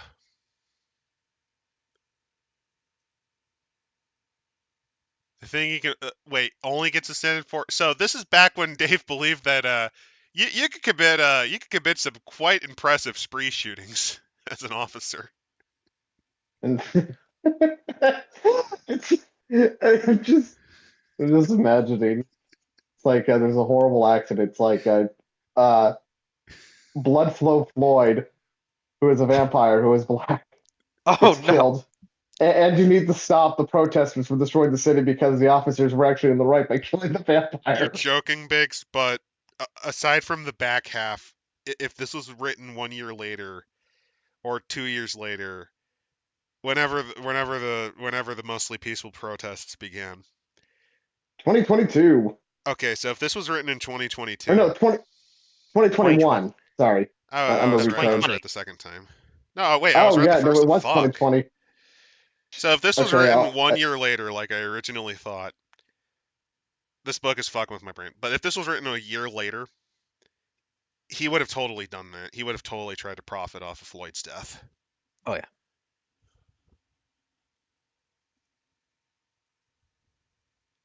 But this is all going into Suspended multiple from the page. Cop Call app. Cop Call is something we made up on the fly, but it sounds super fucking shady, dark, and the exact type of monstrosity some asshole in Silicon Valley would come up with. I have a better and more awful concept than that. I call it security, but it's spelled wrong. It is known as the security app, where you hire mall cops to guard places. That's the plot of Mall Cop 3. Basically, you're playing punished Blart. Paul Blart. You're playing punished Paul Blart, who has been stripped didn't from ask for this. security. He has been stripped from security because he He shot George Floyd. No. It's actually worse. He said not to shoot because it turns out that the guy his partner shot was a member of the gated community, but because he was coming home from a Halloween party, he was wearing fuck it. He was wearing blackface. Oh.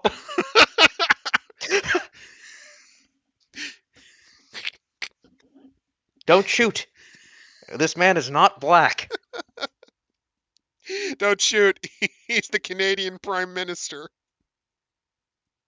But so multiple pages are now taken up in this Jesus book Christ. about detailing your aspects, and the only reason is because every time you would have an aspect, you can re-roll a die, take 2 on a die roll, add 2 to another die roll, another person's die roll. So they're trying to be important, but at the same time, you keep repeating the same thing of you need to make them detailed but also simple. This is Dave trying to stretch out this book. It is. I'm being honest, then we can most likely skip then the rest of the aspects section. Yeah, this is trash. Or the fate point economy. I mean, the only thing I'd recommend is you could just kind of see where Dave doesn't give a shit about formatting some more. Dave would probably say it's supposed to represent punk zines where they get little errors like that. I think it's just you couldn't be fucked to make sure everything looked right. Oh, the not Also, like a Starbucks punk logo. Yeah, yeah. Let's show off that. to Let's show off that quality again. to really embrace the punk aspect too. He should go to London and drop copies of his book in public bathrooms. That'll really sell the punk aspect. You're That's where joking, it but that is belongs. very punk. You should drop copies of random chapters in like the magazine racks of of the local tube. They might confuse it for their newspaper. It's just as filled with mistypos than their newspapers are. Yeah, this is just look at the slop. Look at this system that is really simple to explain that I think maybe only takes like 50 pages at most in the original Evil Hat. I don't know. I've never looked at Fate, but I feel like you can make a 40-page booklet and look at what Dave did with it. So much wasted space. This is such a waste of everything. Another caveat, social shit, drama, day job. Look at this waste of fucking space. I'd say Aspects, move on. variant, killer tracks. It's a game about millennials. What better way to define a generation than its music? I'm going to waste a page of your time going over some examples of music that you could make your character like because I am a completely incompetent clown. I would ask, what would you just do instead to make this good? But I guess the answer really just is just play Hunter instead. Um, so first off, I would recommend Hunter the Vigil, second edition. Second, I would recommend Shadowrun, which does the same concept but better. Third off, if you want me to make it good, I already mentioned I would do Hunter's Inc., where I'd make it a kind of pastiche of Ghostbusters. I would actually do this. If you are going to then have a whole section to really detail out these aspects and everything, Make a life make it a path. supplement. Make a life path Make system. yeah, make it a supplement. Make it a life path system that allows you to generate interesting backstories that you can then build from there. See, there was this game. It was called, I think it was called Robotech. No, it was BattleTech. BattleTech did something like that. It was called the Life Path system. Traveler did it too, and you could die on it, but it was still a great way to make characters. There's also a game. There's this little game called RuneQuest that does it. So I have no fucking clue what meet cute hashtag meet cute is. It's just another This is such a aping of World of disjointed. Darkness by having a written narrative section, but we have no attachment to the lore of this setting, so it doesn't help. Well, it's not like Hill had a lot of attachment anyway. This makes some Powered by the Apocalypse games sound more worth. No, there are Powered by the Apocalypse games that are a lot better and more fun. There's this one called Roma. And honestly, if I had to pick from the four that we set up for voting, I would have picked Flying Circus because while it has some issues, it still is an interesting concept in the sense that you're basically playing Porco Rosso, only But with not cynical activism thrown in. only we're now into the skill sets, which is your What 30, skills does 30 David have? pages, 30 pages of waffle garbage that could have been cut out. Any editor worth a shit would have done so. And now we're What finally skills do you getting think? skills. What and this skills do you think David possesses, guys? grifter, Um, grudge holding. which grifter is an actual skill. You have True. academic, assassin, athlete, fighter, grifter, guerrilla, hacker, influencer, investigator, maker, medic, occultist, organizer, professional, socialite, social worker, spy, and survivor. So what did you miss, Zach? Pain? Mostly pain. I warned you guys that this was not going to be a fun book at the beginning of this stream. You chose the form of this destructor. Look at You see, when page they say 98. not fun, Look at page they 98. equate it to you're gonna. It's the first result on a stock photo. Oh my god, this is just as cynical when they use fucking stock art for Tally and Mass Effect. I also love the low key psychological shedding that Dave was doing by referencing a parent that this character killed. When this, if you're wondering, a year before this, he cut his mom out of his life completely because she concern trolled him about his choices to transition. The generic tattoos, the balaclava, the fact that the person's holding a gun has a ring on their finger, which I don't know what it implies, but it's a mess. This is what happens when you're just desperately looking for stock photo images that do not have a watermark on them. I Because think with that editing, that's Biggie, hard, man. I think with that Biggie has left us. Do you fucking blame him? No. Let's continue to go on. Glorious masochism, sadistic glee. Yeah, here's the funny thing, though. I'm still willing to go through this. I'm willing to make this a fucking 8-hour stream. So let's keep going. Yep. More generic stock photos that were poorly and shoddily designed to look like an old Polaroid photo. By the way, it still fucks up it fucks up the Polaroid photo aspects. It fucks up its color palette. It fucks up the. Dave couldn't even be bothered to actually interlay it in a way that would make sense. So these are your skills that you have, and I already hate the fate system even more because gonna be blunt, not a big fan of how they are allocated. I like the You section for wouldn't the. dare? You really think I wouldn't do an 8-hour stream on this horrible book? You're probably right, but I'm willing to grind through to the bitter fucking end no matter how long it takes. I like the section on the gorilla. You're a strategist, an insurrectionist, an urban tactician.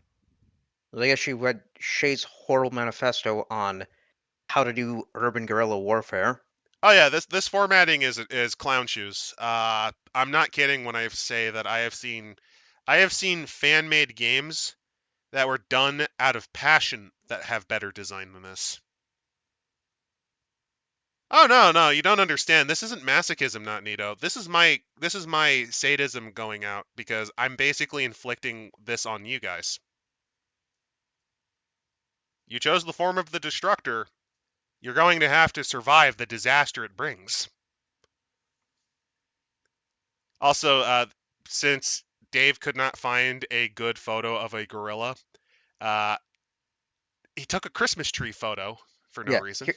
Here's a white woman looking through the trees. When I think of a gorilla, I think, you know what you could use, and I don't think you'd be in trouble. Use like a photo of Comandante Marcos or any member of the Army of Zapatista National Liberation. Or If you want to go for a modern one, take like a left wing gorilla, you like could take a modern day, yeah, like with like socialist like rifle group or something. yeah, you could take Socialist Rifle Group, take an Antifa still. That'd be fair. Just anything. This is nothing. Yeah. Look at the hacker. The iHunt logo on this I hate more. Also, this is an apple. This is Bapple. This is Bapple, and this is some of the shittiest photoshopping I've ever seen. It actually makes my fucking thumbnails look good by comparison. What the fuck? Because I at least put a little bit of effort on showing why Tech didn't want to fucking show up for this. I don't blame him either. I do like influencer as sort of a skill group in that you don't make physical attacks, you make socially based attacks. Fair enough. You harass somebody through your network to end themselves, and then put out the apology video. So wait, what you're saying is you're doing what you could do in Extreme Meatpunks Forever, where you call people slurs until they die. Yeah, but in this case, you get paid for it. You know, that actually does sound like a funny idea. It also was used as a wait a minute, remember, Dave actually wrote for Beast the Primordial. Remember that one hero? What was it? Null Spider? Oh, You think it's being repurposed? perhaps. Null Spider shit posts again. Investigator, which in this case, oh come It's an on, you couldn't investigator. even find a photo of a person looking through files in a cabinet. You had to get a garage sale where the dude is looking through what are clearly vinyl records and old books. Are you kidding me? Well, that's how they'll defeat the monster. They'll play the LP backwards, and it will summon it. Now, in a better book, that actually could be a genuine way to banish. Like, imagine you have to deal with the ghost of this rapper from the '90s, and you have to play like the music this ghost hated most, which is like Limp Bizkit or something, or some the Hansons, like some pop band backwards. No, corporate greed, the thing I hate most. Tell them that they owe me royalties. As he gets as he, as he Gets dragged to hell. I was gonna say as he gets dragged to gangsta's hell. It's a unique type of hell where you can go. Wait, but I like with the medic. The example for the medic is Grail, or not Grail. Gail and her dog started out as a vet tech before she started as a street medic with an anti-fascist group. It's basically the same thing. I like how Dave accidentally called all anti-fascists dogs. No, but it. Oh yeah, I could see that. But I think it's just funny. It's like It's accidental. yeah, treating animals. Same thing as treating human bodies. I mean, they're 99% the same. Did you know that actually taking animal medicine can kill you? Ah, little little dog food won't hurt.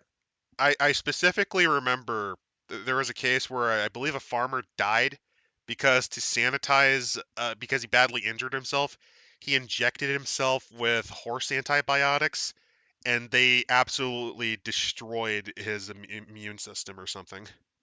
It did like some serious damage to his internals because, well, you know, a horse's mass and biology is very different, so it destroyed most of his gut fauna. The occultist. When Gunther realized he'd fallen in with a group of Nazi occultists, he stole as much of their shit as he could and uses it to hide from them. I feel like you would have known you were part of a group of Nazi occultists, not not before you got too far into the group. Huh. I wonder why they're wearing the funny armbands and doing a Roman salute. It's probably nothing. They What's seem to talk this? about Agartha, Hyperborea, Thule. They keep talking about the Aryans. They keep mentioning, they keep They're ending probably their. they're probably they're probably very big fans of India. They also keep referencing the numbers 1488. I don't know what that means. So maybe it's the date that the society was founded. I don't know. Uh, They keep also Organizer. showing off this cool logo, and he shows off the you know the sun wheel, the black Yeah. sun wheel. They can't be white supremacists. They have a black sun. Let's see. Organizer. 4 years ago, C was a proud centrist. Then the medical bills happened. Now C is a radical. Now C is organizing the Black Bloc, fighting back the tides of oppression by beating on protesters. Yeah.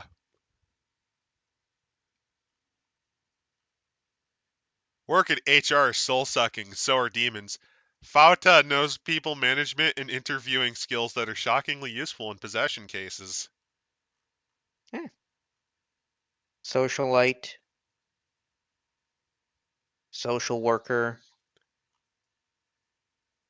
I just love that Dave kept randomly picking photos of people that didn't have watermarks so he could just use them.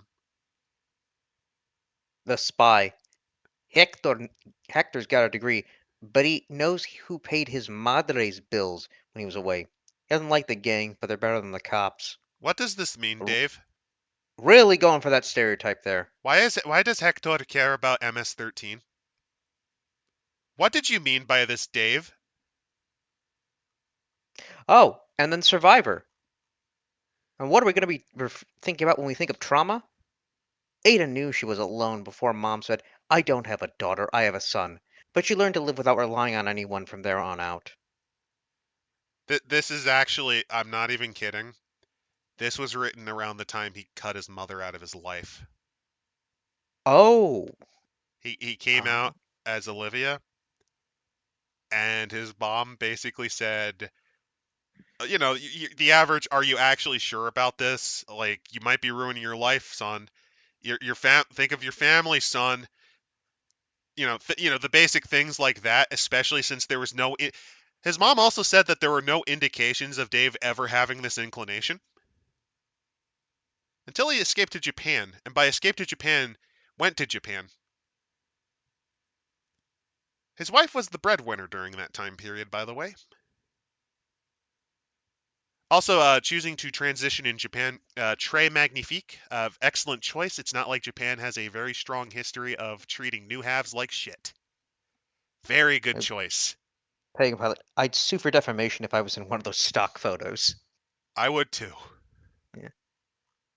But now we move on to selfies, which is character advancement. Yeah, we're And not how do you do reading character this. Here we go.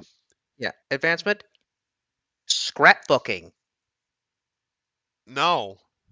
If you're playing online, make a little wiki. If you're doing a LARP, do a simple Instagram account for your character. No. So you add these selfies whenever for your episode, for your story, and for your season. No. Every aspect about this is wrong. Minor changes to your character so they can change values, swap out a stunt for a new one.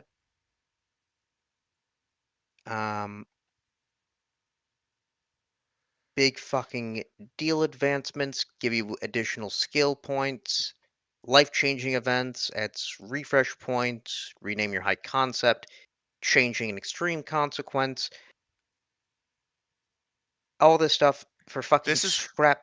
This is flatter than Powered by the Apocalypse. How did you fucking pull this off? And then giving us ways to use a scrapbook. If a player likes to front load their play, do a lot of downtime work, the director should set aside a collection of fate points to reward them whenever they, at appropriate times, even if they're not bombastic at the table. If you wrote a 3-paragraph story about your character's time working at the Taco Tomas, dealing with an utterly insufferable customer, when that comes up at the table, the director can and should give you a fate point for it. Where's this? I'm sorry. I actually had like Page 123. Thank you for skipping ahead because my brain is starting to implode. Then you could use an Insta feed. Instagram, Twitter, Tumblr, but watch the porn. Again, made in 2019. Facebook, fuck, you can even do Mastodon. Just tag it, #iHunt. Hey! Maybe that's where they got the concept of the title from. It's almost like Dave wanted players to do the advertising for him because he couldn't be bothered to. Huh. And then a piece of paper. This is the shitty boring option. Because writing, shitty boring option. Yeah, it's almost like 123 pages in. Yeah, it's almost like you don't care, huh?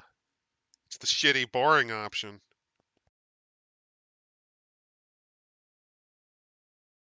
Make a scrapbook. You don't have to dump a lot of cash to do this. You only need to invest as much as you want. If you want to hunt down a rich person, murder them, tan their flesh, and use it to build a letterbound tome of, wait, don't do that. Olivia's lawyer says she needs to make it perfectly clear that murder is an in-game activity only, and that machine-age productions do not condone the murder of wealthy individuals, no matter what kind of crass jokes Olivia posts on Twitter. That's not going to protect you legally, given that. Fun fact: Dave has been banned multiple times from Twitter for some amazingly shit takes. If you don't know how to scrapbook, check out YouTube tutorials. What Do does you this have have to kids? do with character progression? Do you have do you have kids? Steal or borrow their glitter glue. This is Remember, this. If I Hill had a, has children. if I had a nickel for every time the creator of an RPG book stole the art supplies from their kids, I'd have 2 nickels. Which isn't a lot, but it's weird that it's happened twice. What was the first one? Vanger Satanis. Oh,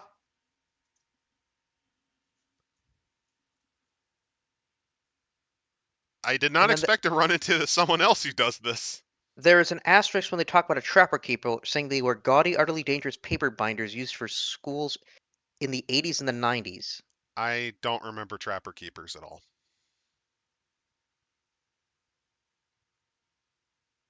It's a fucking file. Like, Yeah. it's a place where you put files in. So They're this is used supposed today.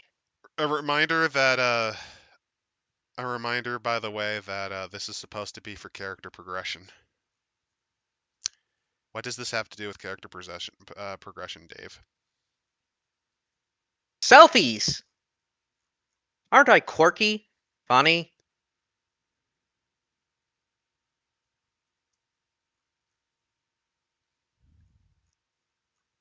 So thankfully, we're now into chapter 6, which is the hustle. Combat, actions, outcomes, we finally have reached combat. which we actually talked about all the way at the beginning. So skip. This is literally just the results of it. I do want to look though at page 133 with the 2 stock images to represent defend. I also like page 132 because what? Attack, yep. What? Here we go. Two office workers beating the shit out of each other, and then this person who is. First of all, the guy on the left, does he just have a rune from RuneQuest tattooed on his arm? I think so. And the woman is using force push, I guess, to lightly push his hair back. Is that right? Is that right? Or I'm having a stroke? I don't know. I don't know. This actually, I think, might be one of the most incompetent books I've ever read. Reminder that Hill has been in the RPG community and has worked on how many books? I think it's something like 50. Like, I'm not even kidding. Dude worked on so much shit. And this is the bet. Like, here's the thing. It takes talent, and by talent, I mean anti-talent, to not pick up any basic design features or protocols. The only thing Dave seems to have picked up is how to do basic Photoshop overlayings to format a book. And even then, this is a shit show. It's deliberately shit to be punk. This is why you don't make books to only appeal to yourself. And then we go on to talk about the But edge by the way, guy. this was a bestseller at one point. This was a bestseller at one point. Who the fuck played this game? Oh, you see what happened was Dave actually just gave out for free dozens of copies. That's how it got on the RPG Drive-Thru's bestseller list. Oh. Well, you thought I was serious? No. Fuck no. So We've already covered Edge. Fuck off. we already covered Edge. Fuck off, the next Dave. section is about how to direct the fucking game. This is your GM guide. What?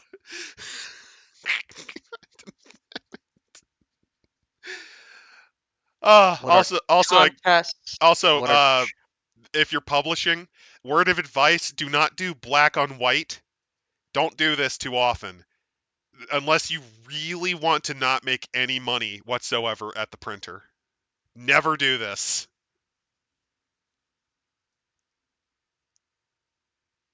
Ah, God. The challenge is, normally you could just use a normal overcome action to resolve problems. Okay. Oh, this is just challenge. This is just dice challenges. Basically, you roll versus the other guy. What the hell? You're really gonna waste 2 pages to talk about opposed rolls. Really, Dave? Really? Somebody seeking out this RPG most likely will not. This won't be their first RPG.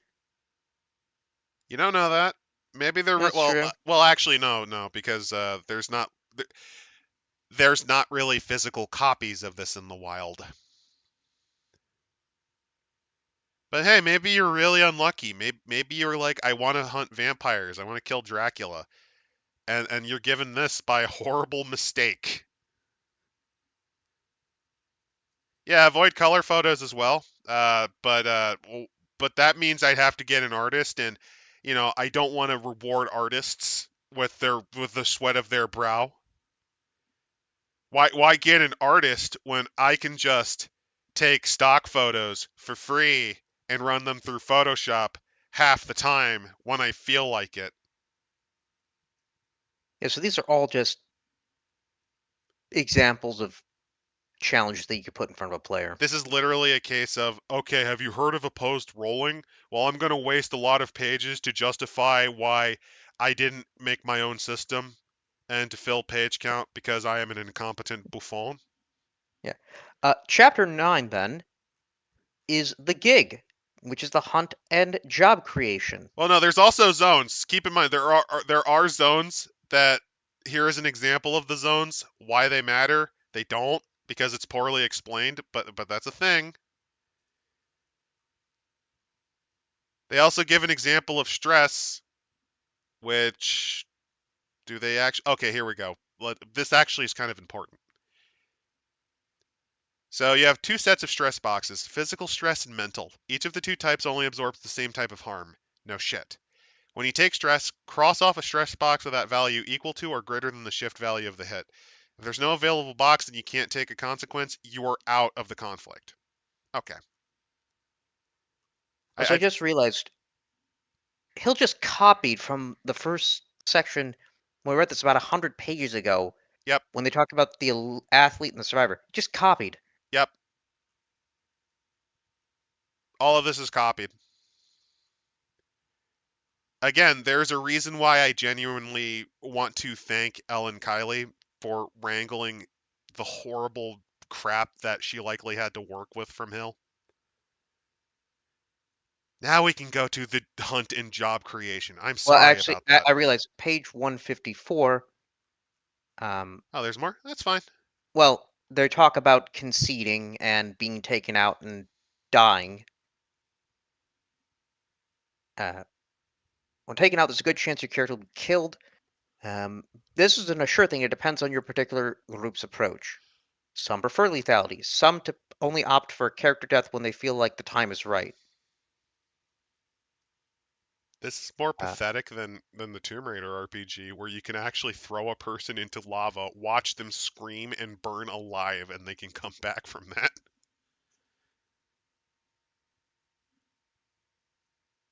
Yet at the same time, on the other side, saying iHunt is a game where humans take on overwhelming odds both from monsters and from capitalism.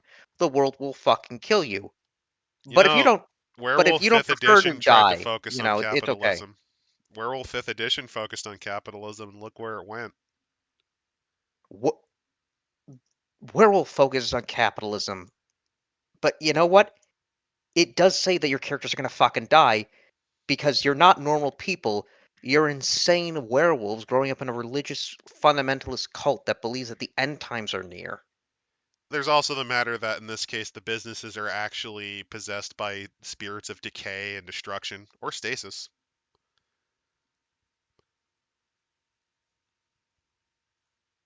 But now on to actually getting a job.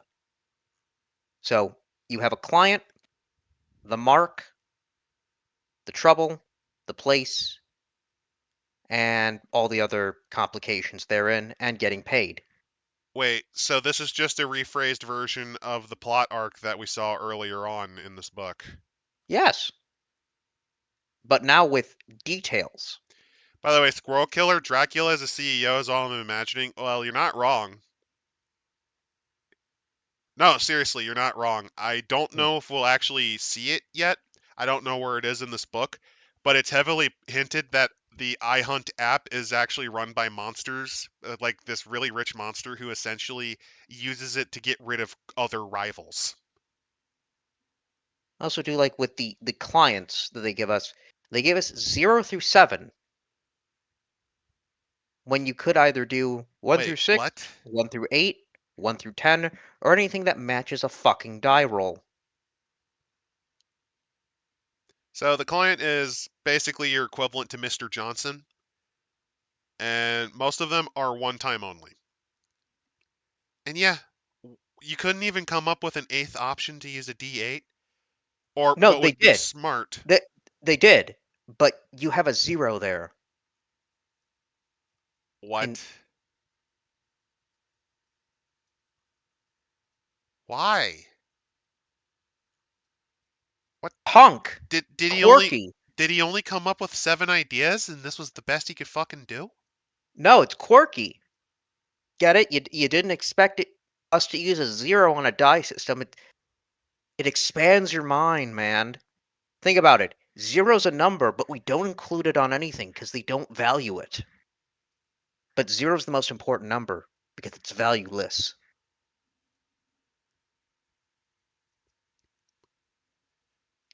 So there's this thing and there's this thing called mechanics.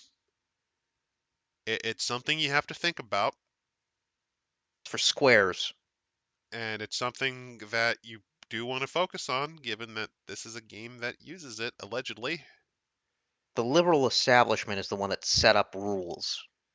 We don't believe in Funny you rules. mentioned that because Hill is very much anti-liberal and regularly has attacked both Democrats and Republicans quite a bit. Basically saying Scratch one's a, for genocide while the other one's for genocide but pretends to care. scratch a liberal and a fascist bleeds. You're joking, but that's something that Hill has actually has said at least once or I've seen twice. that multiple times. Because if you're not with us, you're against us. And no, that is entirely not hypocritical. Also, violence is the only answer except ooh woo, except when it's not. Violence Mainly is okay against when me. we do it. When the state does it to prevent us from committing violence, that's oppression.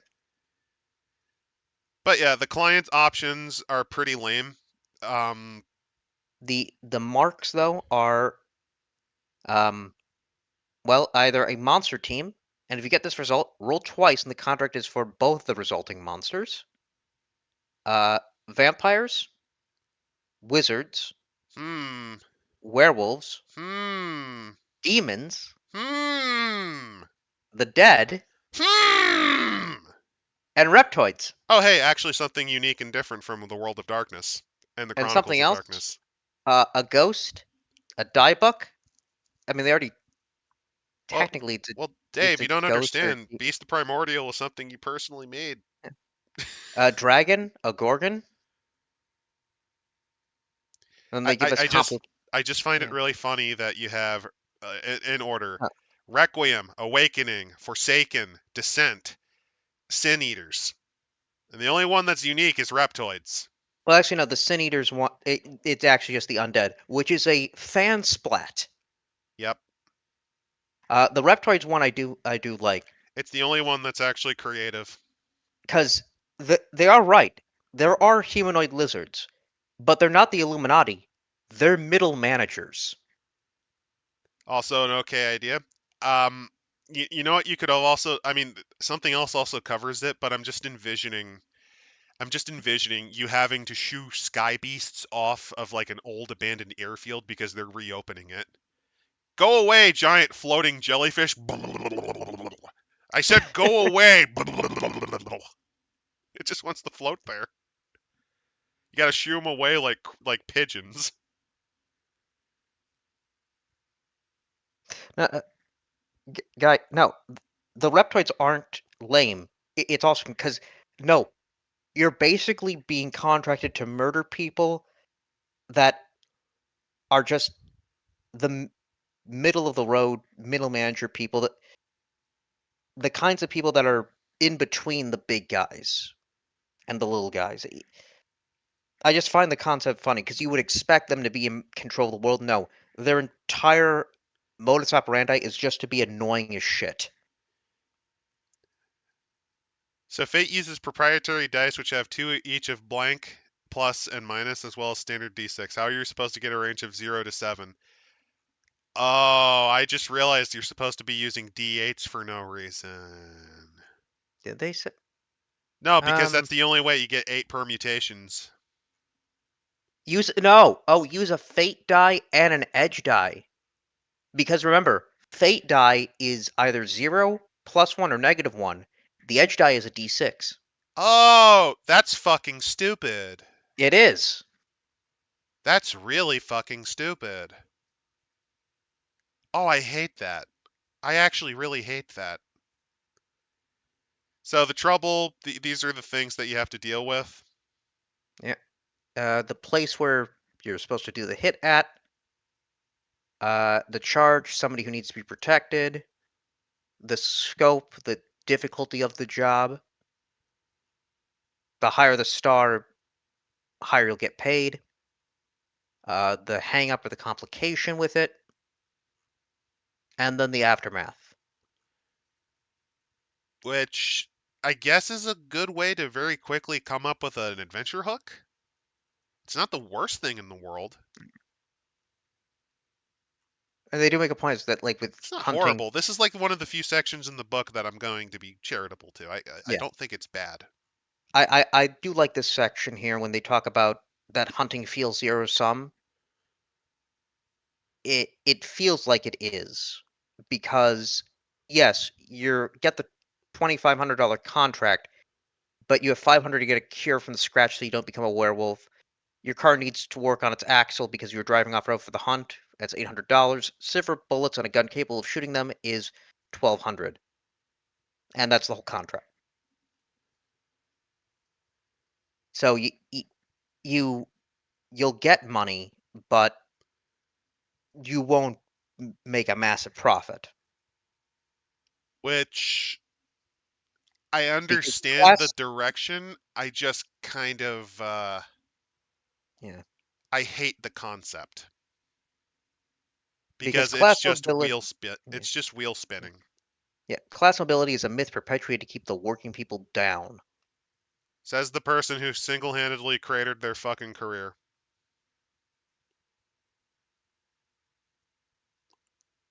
Then they give us the details on the different monsters. And this is actually, I would say, fun, because they can get into sort of the challenge ratings, clades. You think that, but don't worry. Yeah. It's going to be a joke. So vampire. But let's see how much it feels like some other books we've read. Vampire Society. You have a mysterious patron of the arts known as Ramirez, who leads the dominant faction out of the Belmont Theater. Maintains a good relationship with the hunters and has standing contracts out for his rival faction members.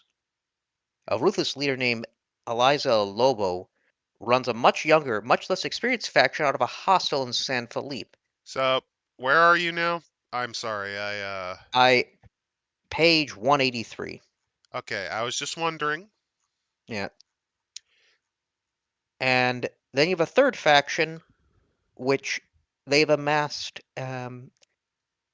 greater numbers, and their building base is lying wait for the final strike. Oh, wait, I get this now. Camarilla, Anarchs, and Sabbat. Yeah, you like how this is just copying that? A city will have formal organization with strict enforced rules, but each city is an island unto itself. Oh my god. This is just him tradition. stealing from... Yeah. Very creative, Dave. Very creative. Vampires in San Gennaro each come from a family lineage which branches off of the main vampire clade.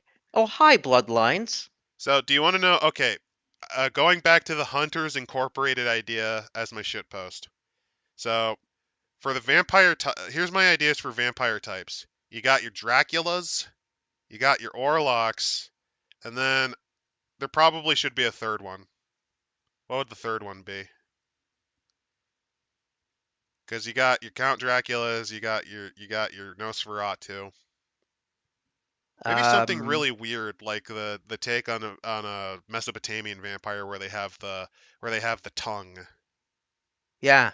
Oh, I got it. I got it. We could steal from Darkest Dungeon. Remember how they made them all bug themed? Bug vampires. Hey, if he can steal from Vampire the Masquerade, I can steal from Darkest Dungeon. And in this case, they connect these vampires based on the symbolic animal patrons: the bat, the rattlesnake, and the wolf. The best part is Camazotz are actually a type of shifter in World of Darkness. They are an extinct variant of bat shifter. Also, this is actually at least interesting, is that the vampires are all connected to, seems like Mexica or Mayan culture. That's That's unique. it's interesting. I They're don't not they're not like European descent or anything. that That's actually, I'd say, clever. no, that's I actually didn't think of that. That's pretty neat. Um, and they have facts and myths. They, So they also vampires, have unique yeah, features, and yeah, sometimes their banes are different too. yeah. You've got immortality and bloodlust, but the myths, the sunlight, it only weakens them. Holy symbols. Signs of hate don't hold evil back. Sorry, Pastor. There's not even some super secret for real faith that actually works. So hey, no true faith. Yeah, Dave was Says the just guy bragging says about the that. guy who worked on the Dark Ages book. Yep. Admittedly, it was mostly for things like merits and flaws. From what I understand, Um, most of Hill's stuff is yeah, mostly side bits or yeah. organization. And you've got, they can enter a house without being invited, and garlic doesn't really hurt them. Um, they then give us examples of vampires. By the way, Dolores. this is another thing Yeah.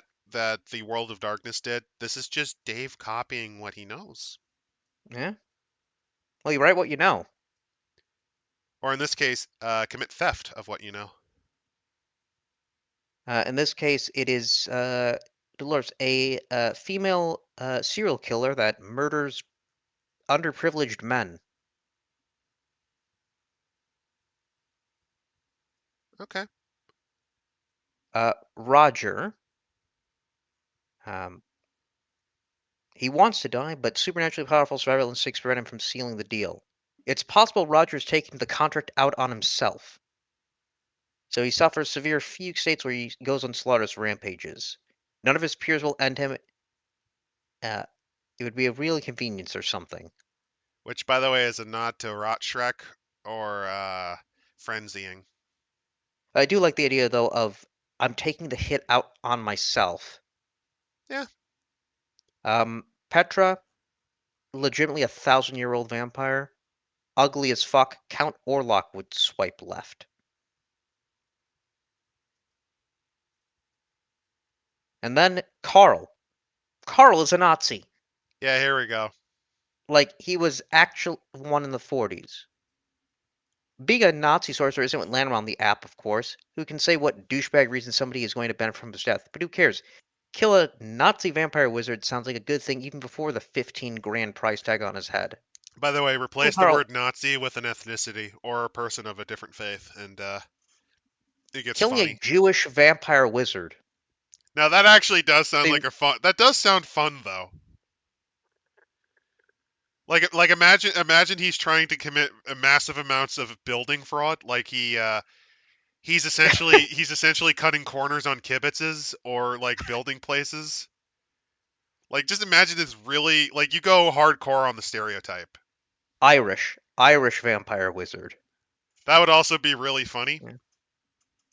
Like just envision, just envision like he runs the biggest bars in town, simply so that he can get at the bar goers while they're completely drunk. Insert rape allegory here, and you can have him run an Irish mob. He's a lawyer. Okay, That's like, okay, Jewish vampire, but of the Jiangxi key eating variety, where he's a lawyer to make things as miserable for you, the client, and the opposing counsel, so that he can drain their energy, which sustains him. What do you think of that would that? be fun. Instead of this, which somehow is making a Nazi vampire wizard boring. When it shouldn't be. Also, when Yeah. I think of a Nazi vampire, why would you use this buff guy? I would think someone more weak-chinned, like a Heinrich I mean, Himmler. they're going for like that. Dapper enough to be featured by the Atlantic. That he's draping himself in this sort of um, modern aesthetic. But I yeah, would then have gone with the chud. slap an armband on him. I would have gone with like making him look like a chud, That would be funnier. like full like he just kind of has the dead face, going billions must die. Just make him full chud. Why did you make this guy look like he came out of an Abercrombie and Fitch magazine? Well, then here's the next one. By the way, aspects legit motherfucking Nazi. Even vampires hate. Why would they care? Cult of guys who think American Psycho is profound.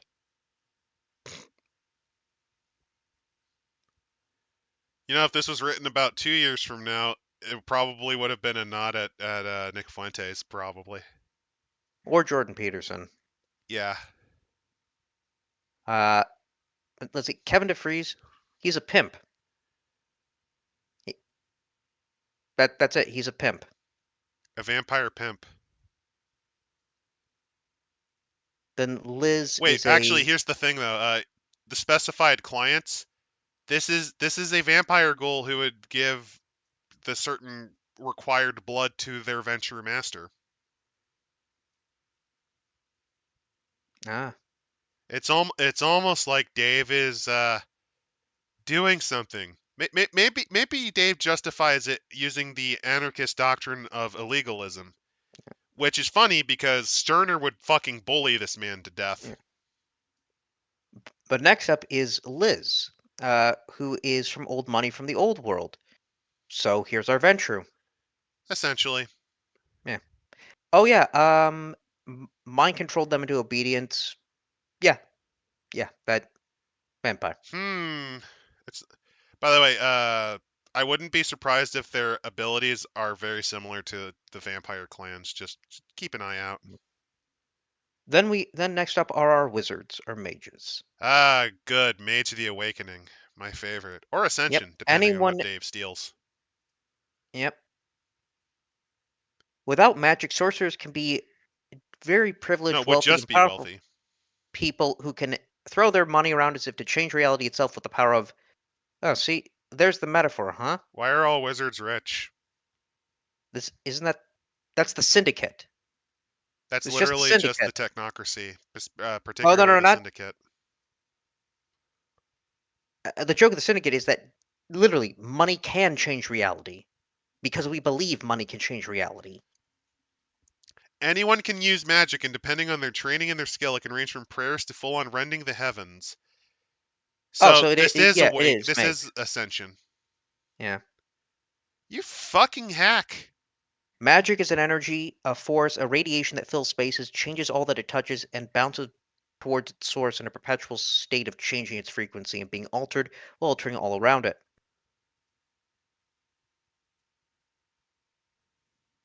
And there's different organizations. There are sorcerers and witches. That's it. There's the There are bad sorcerers, witches. There are bad outsides. witches. There are bad witches that are bad people, but there's nothing inherent to witches that mean that they need to die. Eat me, Old Testament. Well, God will. Yeah.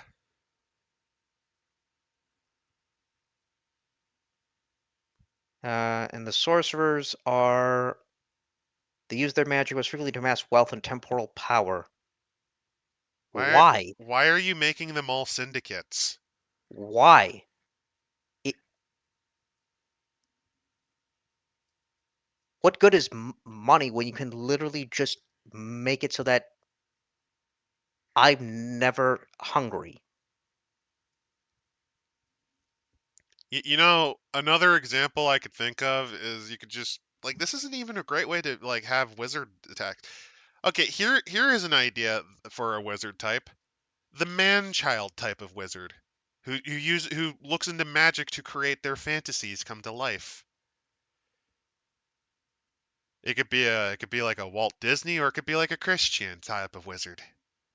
And the Hmm. entities they create are they're called tulpas in our life, but they're actually familiars summoned from another plane or constructed through their will.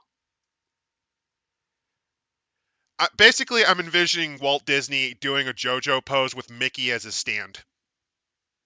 Okay, that would be clever. Uh, uh, Especially if we're doing like a California thing. yeah, And that it's was it Disneyland? It's a front for a magic siphon. and the nine old men also each have their own stance because it's actually what I would do as my shitpost is the Disney Corporation in Walt and Roy's time was actually a sorcerer cabal trying to make magic real for their own benefits. Walt wanted to do it to make things better for society and for children. Roy just was in it for the money. Let's see. Uh, Besides wizards, because they just seem to be very boring. Let's see what they do for werewolves. No. Because you're Oh. missing some of the best awful ideas, like Chad. The thing that really fucking sucks about sorcerers is that they mostly use their otherworldly power to build up very worldly power. If there are like star hunting, cosmic trip taking, aesthetic sorcerers using ritual magic to commune with outsider genius minds and sing the cosmic songs, you're not going to be asked to kill them. Instead, you're going to be asked to kill guys like Chad.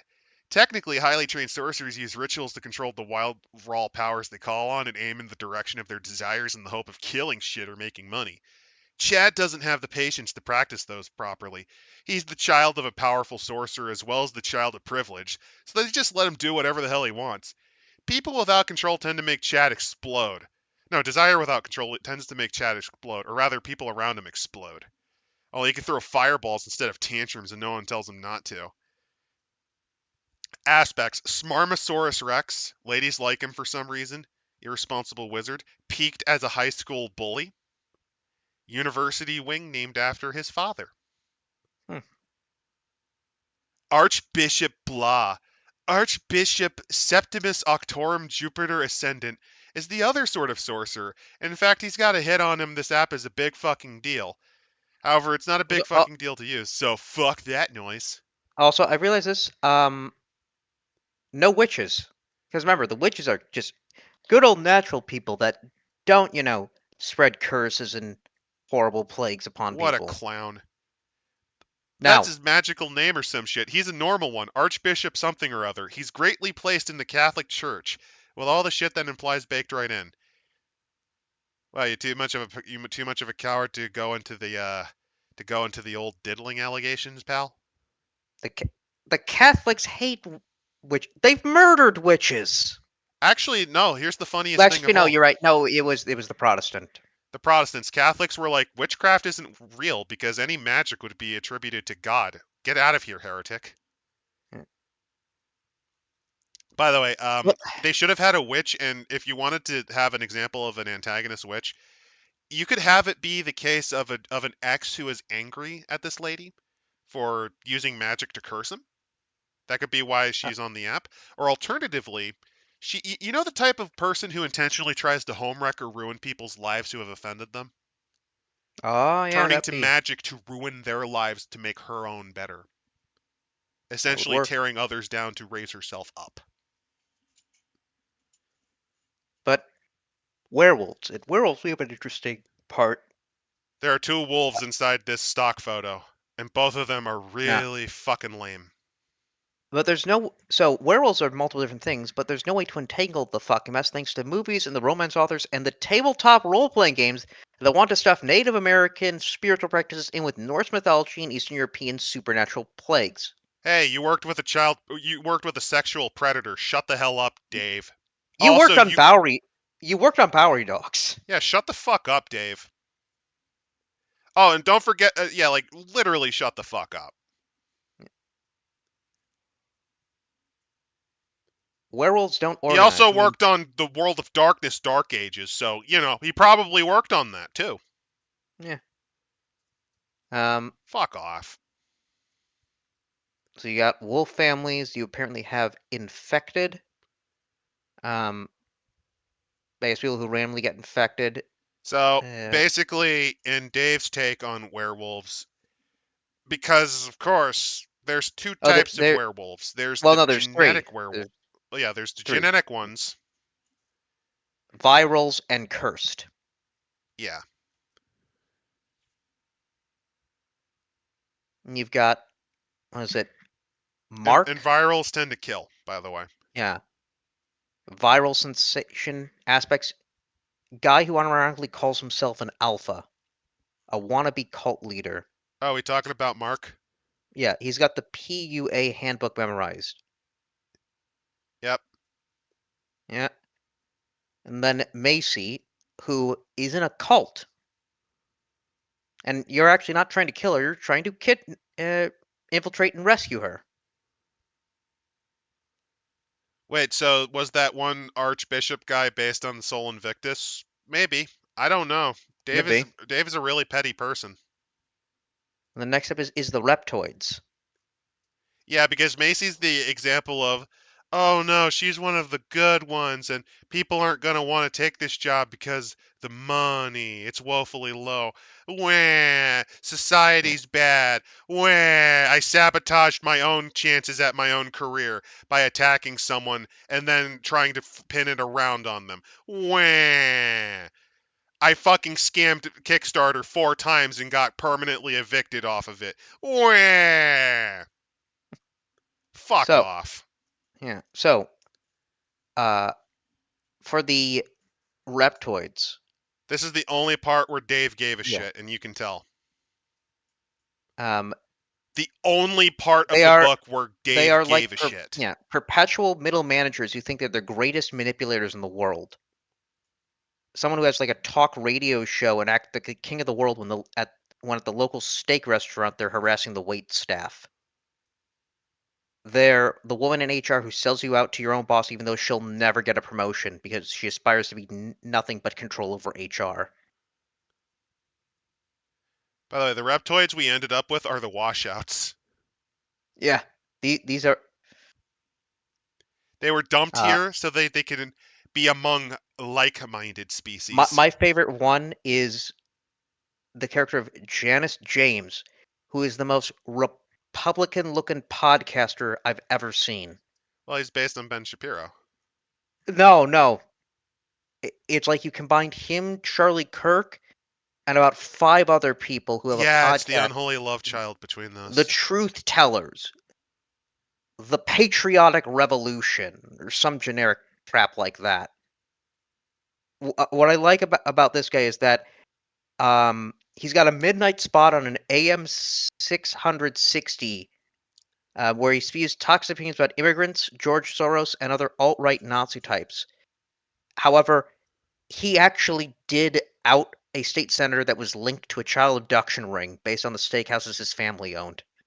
He got it right, and outed that guy as a toddler-eating reptoid, and the other ones are pissed at that and want him dead. Yeah. That is... It's one of the only clever... It's one of the few clever ones. And you can kind of... You see these little flashes of, like, good ideas. You can see why Hill originally did have a career in Onyx Path.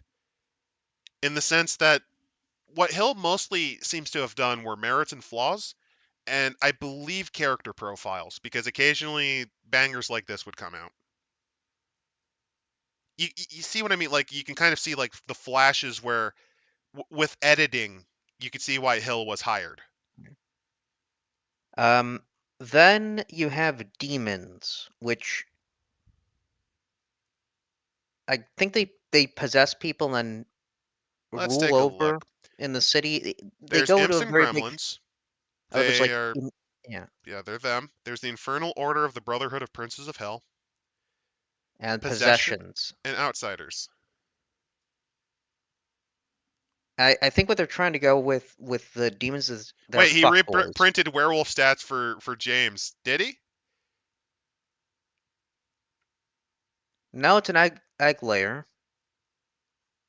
No, I Um, don't see it. they shape. Oh, the It does silver. shape. This no. The Banes. The Banes are wrong. It Good and Dave, you idiot. they do have shape shifting. No, they don't. It's supposed to be a Well, suit. There's the I silver I weakness is. believe that's the character that or the Why are they whatever they're both using weak to it over. silver? I don't know. Oh, because they're idiots. Look, fledglings. Their bane is fire. So no. Dave couldn't be bothered. Infecting others. No, this is the viral werewolf again. Oh, wow. He fucked up. They have the same stats at the bottom, gifts. This is wrong. So I think though they're going with the demons that they are Good catch, Dark rich. Sun. I would Yeah, not have noticed that. Jesus yeah. Christ.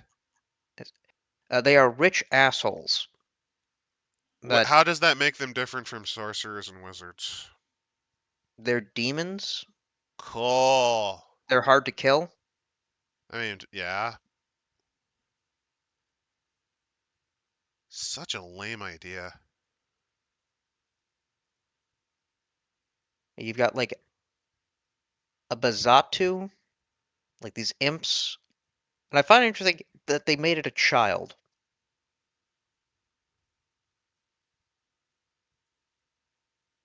Which means, hey, there I go murdering children. Yep. You've got sheriff, a CFO, uh, Hey, look. Cop brutality. Sheriff. well, the sheriff of hell, I Oh, okay. guess. CEO. Yep. I think that's Gary. Is that? No, that's not Gary Busey. I think it might be Nick Cage as a vampire, though. Looks like Anthony Cumia. Maybe. Let's see. And then we have Also the Aurora. also the only 5-star I've seen so far. No, Aurora's the next one. That's what I mean Or for Aurora. yeah, Only 5-star I've seen. yeah. And then we have the undead. Um, the Society for Creative Post-Life Relationships and Acceptance, a fringe group of necromancers who organize online to exchange tips and arguing on message boards about how their preferences should be accepted. Now that is another unique thing. The idea of necromancer necrophiles. Yeah. I mean, it's been done before.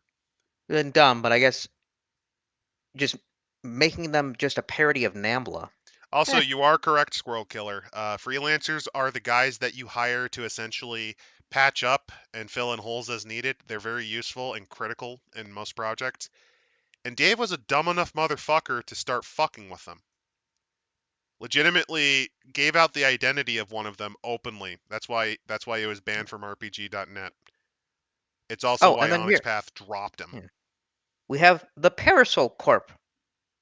Parasol. Hmm. Hmm. Hmm. We have our templates, our Romeros, our science experiments, and the high functioning dead.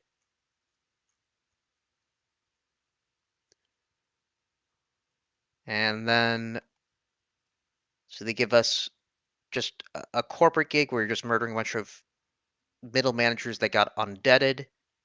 And then Gwyneth Jadeflay, who is a cannibal. So yeah, the corporate gig, unnamed corporate entity had an accident, and you have to clean it up. Which, by the way, that actually reminds me, given that Dave also plays a lot of games, Might have been a nod to Viscera cleanup detail. Ah, Because it's a really interesting game where you have to clean up the aftermath of a horror movie, essentially. Like, oh no, the experiment broke free and killed all these people, and we got rid of it. Now you're the janitor going in to fix up the somebody, facility yeah, again. somebody's written in blood, "Save us," and you're just wiping it down. You actually have to weld up the bullet holes, dispose of the monster parts. Do they do something with viruses? Probably. Uh, Not really. I mean, probably. Again, they have the science experiment variant of undead, but Yep. they give us the various creature like features. So you want to design your own thing, like I don't know, ripping off Hunter, which had this whole thing.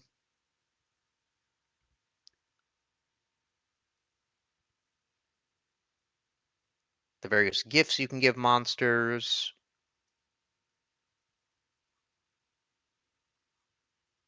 Oh, this is basically since Dave couldn't be bothered to come up with more monster types, this is just how you make your own, Yeah. which isn't useful for a GM. Let's be fair. I will be fair here. But it also feels like a case of I don't know. I just feel like you shouldn't have this. Well, then chapter 11 is about building a setting, which is going over how do you build a setting? Because fuck if I'm gonna build one for you. You probably should have built the city of San Genaro. Then we get into Look at all these chapter monster 12 gifts. on page 262. Thinking poor. You know Ruminations on what? late capitalism. I'm sorry, but I'm just like I'm still going through all these fucking gifts. Look at all this. You could have actually given more monster examples and then made this its own splat.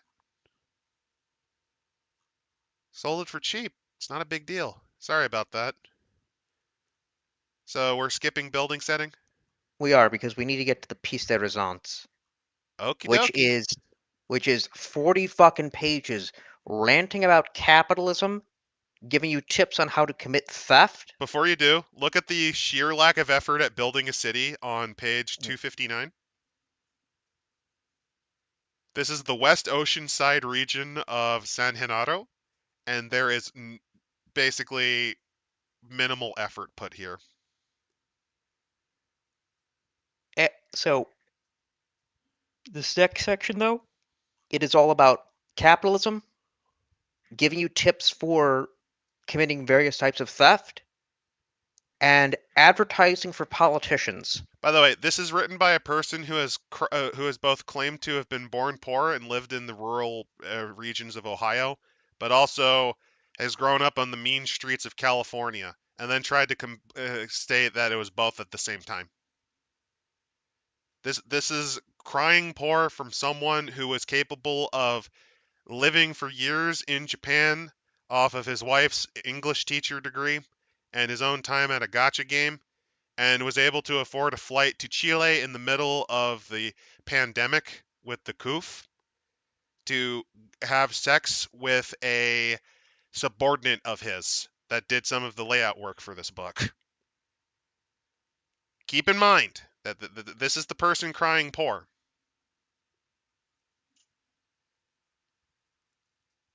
I just really wanted to establish that because it just gives a bit of insight on the character, on the faux character, and everyone clapped character that is Hill. iHunt is a game solidly set after 2009. As of writing, we're real fucking close to 2020, and it's set extremely now.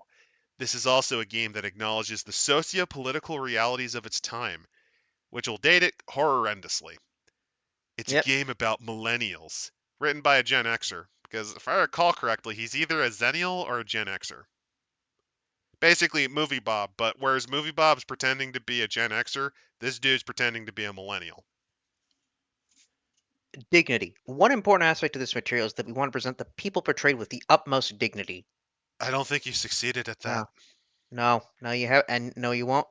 So, now if you look at the bottom there, you will see what looks like a tweet. That is because he literally just put a tweet in there from Joshua Collins, who ran on the Washington's 10th Congressional District for the Essential Workers Party. He did not. Hmm? So, according to Ballotpedia, he got 1.2% of the nonpartisan primary election, totaling up to 2,667 votes out of 226,000 votes. I mean, that's not terrible for a minor third party. The Essential Workers Party. Oh, okay. So it's like a one-issue party. I was thinking it might have This was been. in 2020, so yes. Okay. I was just. Oh yeah, yeah. I was just kind of wondering because there's some very stupid political organizations, and one of them is very well known to call everyone a fascist because it evolved from essentially third world Maoism. You know, the same concept of why Shining Path would boil babies because they were born from reactionary parents. That happened, by the way. Look up Shining Yes. Path. It is a very interesting and horrible read. Yeah. We now go on to talk more about In iHunt, heroes don't wear capes. Yeah. They wear aprons. They wear they wear overalls. No, Overalls with no space. they werewolves. They Because there's wear no spacing. shitty name tags on worn-out uniforms. They clock out after 2 hours overtime when covering in for a sick coworker. None of which Dave has done, by the way. Hashtag LARP poor. I just going through this, they're talking about student loans, community college, the problem with means-tested social welfare programs, the challenge of filling out paperwork for college money. Yeah, the feast or famine mindset. If you have a $500 tax return and save it, next week you'll have a $700 car repair and lose your job because you can't get to work. You're still fucked, but you didn't have a nice dinner and you don't have a TV to relax with. Some logic would suggest the 500 could help to buffer the problems associated with the job loss, but like I said, it's never, ever enough. If you lose your job and have that 500, a relative will get sick and need it to cover the hospital bill, and your kid will break their glasses and need an immediate replacement. Reminder: this dude spent years in Japan, just fine. Yeah. And There's by the not way, as writing this, jet set to fucking Chile, just to let you fucking know the type of person this is. There's not a poor person on earth who hasn't tried their very best to make financially sound decisions on multiple occasions. Where are Only we? to be proven Sorry, this is a the long paragraph yeah, after. Thank you. Only to be proven time and time again that it's not sufficient. And I will agree, yeah, poor people do get fucked over. They Poor often people do. poor people do try to make the best of things. Correct. There are various poverty traps, and One you know, of the worst is Quicken Loans. oh, they do, yeah, they do bring up payday loans and everything. Rental appliance rental is another one. That's a very common trap.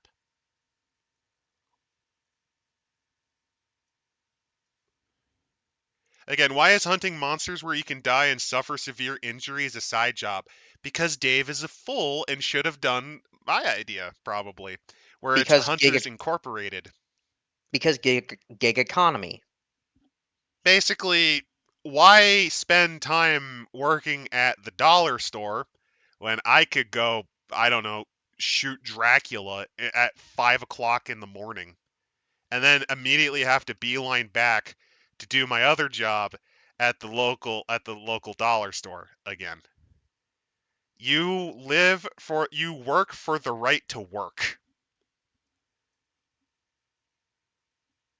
Which I understand the principle. I disagree with the emphasis and design features on how to explain this principle. So within this screed, we will now have a fucking thesis statement. On opulence?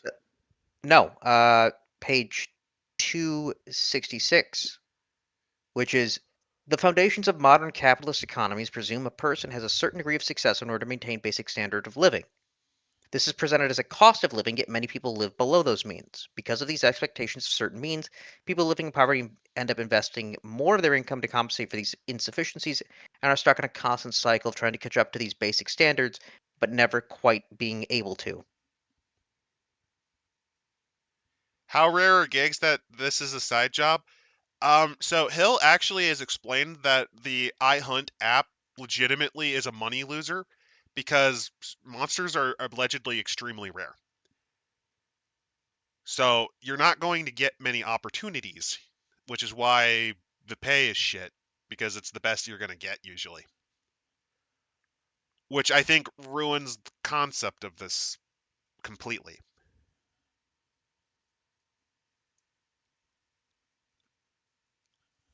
So yeah, that's the thesis. So this is basically a political thesis written by a cargo cultist socialist who doesn't understand the basic concepts of what they're preaching. In which we now will be talking about things like SNAP, So let's go through housing, substandards goods, waiting in yeah, line. you know, the Housing and Urban Development Agency's programming, the complications with that, unstable paychecks, banking nightmares, the issue of minimum wage, um, They actually go into the issue yeah. of This is getting to work, payday lenders, taking on debt, the implication of sales tax. Why the fuck is this in an RPG? And I'm going to be honest here. If it is supposed to be an RPG, why isn't this put into a game mechanic? because that would require designing a game that could potentially be fun, and Dave just wants to politically ramble at you, which is why the later additions to this book are all called zines, so that he can rant at you on why you want to why you want to French kiss the vampire as you Like, let like, it like as you let it as you let it dump into your hole. Hardwired Island did this better. They actually put in poverty mechanics, and we said that was They did. a good mechanic. This whole thing, This is a where more inept version of Hardwired it's more Island. inept, but you're talking about all these different expenses and all these different hazards.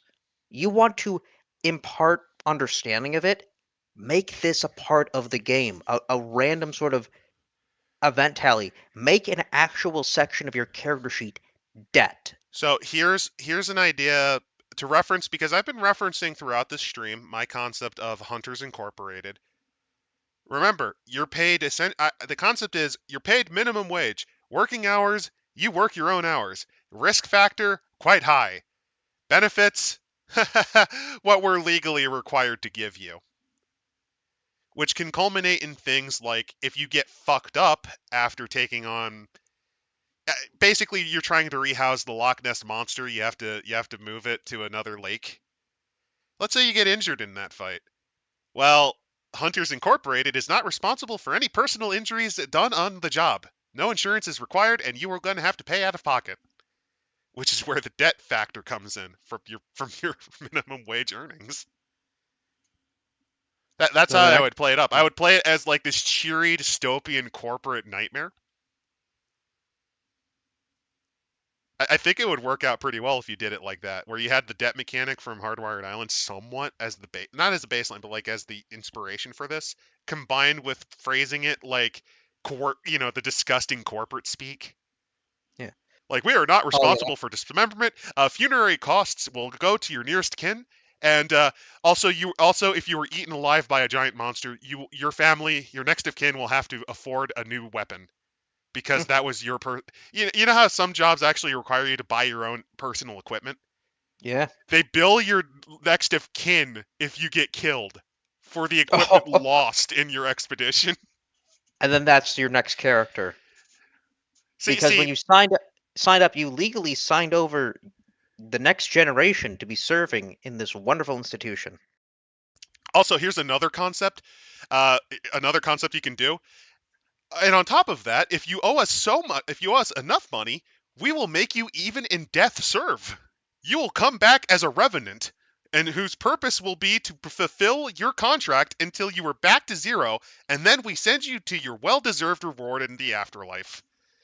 Imagine dying and coming back as a temporary zombie just to pay off the debt.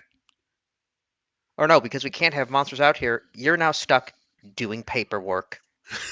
Because it's bad for optics. Yeah. Well, now the next section though goes on to talk about the legal system. And cops are bad. Well, we're Dealing not with going to go into details about all the sales taxes no, why? Why would we? or moving expenses coming from a dude who casually moved to Japan. Or I'd like to start here talking about the issues of getting a passport and eating it processed. The You know what you IR do? law. No, you know what you do? You contact your congressman. Yep. That's one of the things that he does. Do you think Dave understands that? Dave doesn't understand that vote. Dave hates the concept of voting, even though if you actually ask most workers in trade unions, like anarchists, you know what they do? They vote on actions. Socialists and communists and anarchists do actually believe in a vote system. They don't necessarily believe it should be given to citizens, but to inner aspects of the party or organizations, they sure as shit still believe in it. Not necessarily all of them, but it's a very common theme. Yeah. We're going over now the basics of health insurance. Guy has a great idea. Hunters Incorporated pays for any harm suffered on the job as long as it was not caused by your own action. But the application paperwork has you sign an agreement that any harm suffered on the job is always your fault. But it's buried in there so you don't read what you're signing. Yeah. Like I said, just play up the corporate nightmare. I think you could do it really fun. You could do it in a comical way and still have a Yeah. point. Then we have this wonderful section of life hacks in which there is an ethics disclaimer that some of the shit is illegal. Oh, this is going to be funny as shit. This is food hacks, such as Oh no, before we taking do, okay, chat and you, Imsit, when you are poor, what are some things you would potentially do so that you could stretch out what food you get? um, meal prep, buy in bulk, connect with like a local food bank, reach out Correct. to community members. You would also come up with concepts for struggle food. Admittedly, a lot of struggle food has gotten more expensive because of I don't know if you'd call it bougification or just realizing you can dime them because ramen packets have gotten quite expensive for what they are. But you can still buy bulk bags of rice, and a very common trick you can do is you lace it with, let's say you have bacon or any sort of fatty object like butter. You can lace it with butter and then throw in some, like a can, and there you go. You have a basic struggle meal. Another trick I've seen that's pretty neat is you get a spicy, if you know those super fire noodles, Yeah. get those, and then mix with instant mashed with a dollop of instant mashed potatoes. It's not necessarily a struggle food. It's a cool concept though. But you improvise. You do things like make scrapple, for example, which is made out of offal and whatever you had on hand alongside flour. You stretch it out. You think about what you can get for how much you do. Let's see what Dave comes up with. So, mystery shopping, as in you sign up as a mystery shopping dispatcher, inflate your income, and then basically order shit and have them reimburse it. Uh, Taking a prepared meal, then having a sob story about how the food wasn't sufficient, and then they'll take down your name, and the next time you come, you get a free meal. So this is what we call Karening. So here's what he means. Let's say you go to the KFC. You go to the KFC, you go to the Taco Bell, you go to the Jimmy John's. You order a thing. You then throw a fake tantrum over not getting the thing you wanted while eating most of it. So then because it's a chain restaurant that don't want no problems, will usually give you another one for free. That is what Dave is advocating, making the lives of the poor bastard running the store or the poor person on the phone worse, so that you can get another another 3 quesarito. Yeah. Meal kit apps. That is a scam. Samples. Yep. Samples. Fresh and Fresh was it Stay Fresh and a couple of others. Factor. Oh. They're not necessarily scams. They're a cool gimmick, but that is not how you stretch your food. Lying at the drive-through.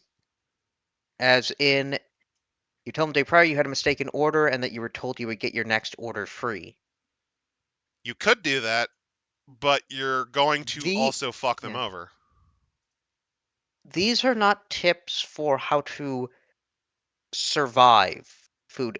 These are tips for people to spend as little money as possible while eating out. A fun struggle food since we're That's actually I realized a lot of these are how do I eat out, not how do I make food. correct. And remember, So this is supposed to be respecting people who are poor and treating them with dignity by essentially embodying the stereotype that these are thieves and liars who will take whatever they can from hardworking people. yeah. Which, hey, it's fine and all if you're an illegalist, which is a type of anarchism that evolved from Max Stirner's egoism. Yeah, mooch. That's one of the guy. That's one of Dave's ideas. Just mooch. Mooch, theft, um, requesting samples of products you would need or want, literal dumpster diving, um, bumming a couch, squatting in people's homes. Oh, here we go. Stuff hacks. Phone and data. iHunters need that data. You can't do work out of an app without a smartphone. Essentially get a free smartphone just to eat a contract termination fee. Your credit's probably already screwed. To do this, you sign up for a ridiculous 2-year contract with a major mobile provider. Get the best phone you can because you're not paying for it anyway. Then you get with a friend who knows tech or just some internet searching for a service that jailbreaks the phone. Commit a felony so that you could use your smartphone to cry on Twitter. I mean, to find gigs in the hunting economy. Dumpster diving, which is actually so this is a thing. This isn't necessarily the worst idea. It isn't. Ideally, what you do is you look for bagged items that have just expired. The trick, though, is that you have to be particular, and well, you're just gonna have to admit sometimes when you get the bag, it's gonna be spoiled anyway. There's a reason they're tossing it out, and it ain't necessarily because it's to replace shelf space. Oh yeah, this is completely offensive if you've ever had to struggle at all. Community marketplace. So what you do is you basically. Oh wait, some people just have stuff they don't need and want to give it away or sell it to the next to nothing. If you have a friend with a truck, so you bum off a friend with a truck, you can you could furnish the entire home by taking free stuff off of Craigslist. And then selling it back. By bumming off your friend for gas. And then reselling it like the piece of shit you are. And I realize this. A lot of this involves you mooching off of your friends, but never your friends mooching off of you. Well, I mean, Dave I, mooches I off his wonder. I wife. wonder if. I wonder if David's theme. If there's a theme with David. I mean, David's no, literally, relationship. Dave mooched off his wife in Japan, so I'm not surprised he mooches off of her in more ways than one. While cheating on her with a Chilean that he hired as an employee. Ah. And then finally on Oh yeah, page. the classic request sample. So you go, okay, this Yeah. one I'm actually a bit aware of. You go to a free sample section. You just eat a bunch of them like the prick you are. You take the free samples. Yeah. I think to top this all off. Theft, just steal, Yeah. just commit a felony. Don't worry. Well, remember this is also during the time because Dave moved to South Side Chicago from California, so this might have been during the Cali days or just during his experiences in Cali, where you can get away with like stealing up to almost $500. They've started stamping on that now. Also, correct squirrel killer. You go to community gardens or food banks. That's where you get some of the best options. Don't be too picky. But Learning that to would cook. require. Yeah. That's actually a That would really require good one. interacting with people. Also, be willing And to experiment with food. Like, let's say the best thing you got is, oh shit, I have this weird cream of corn soup and like some possibly expired sardines. You could probably make a weird struggle meal out of that. Also, learn to learn to work with flour. Flour is your friend. Flour is cheap. Rice is cheap. Work with your grains. They will work for you. Not even kidding. One of the things you can always make when things are bad is polenta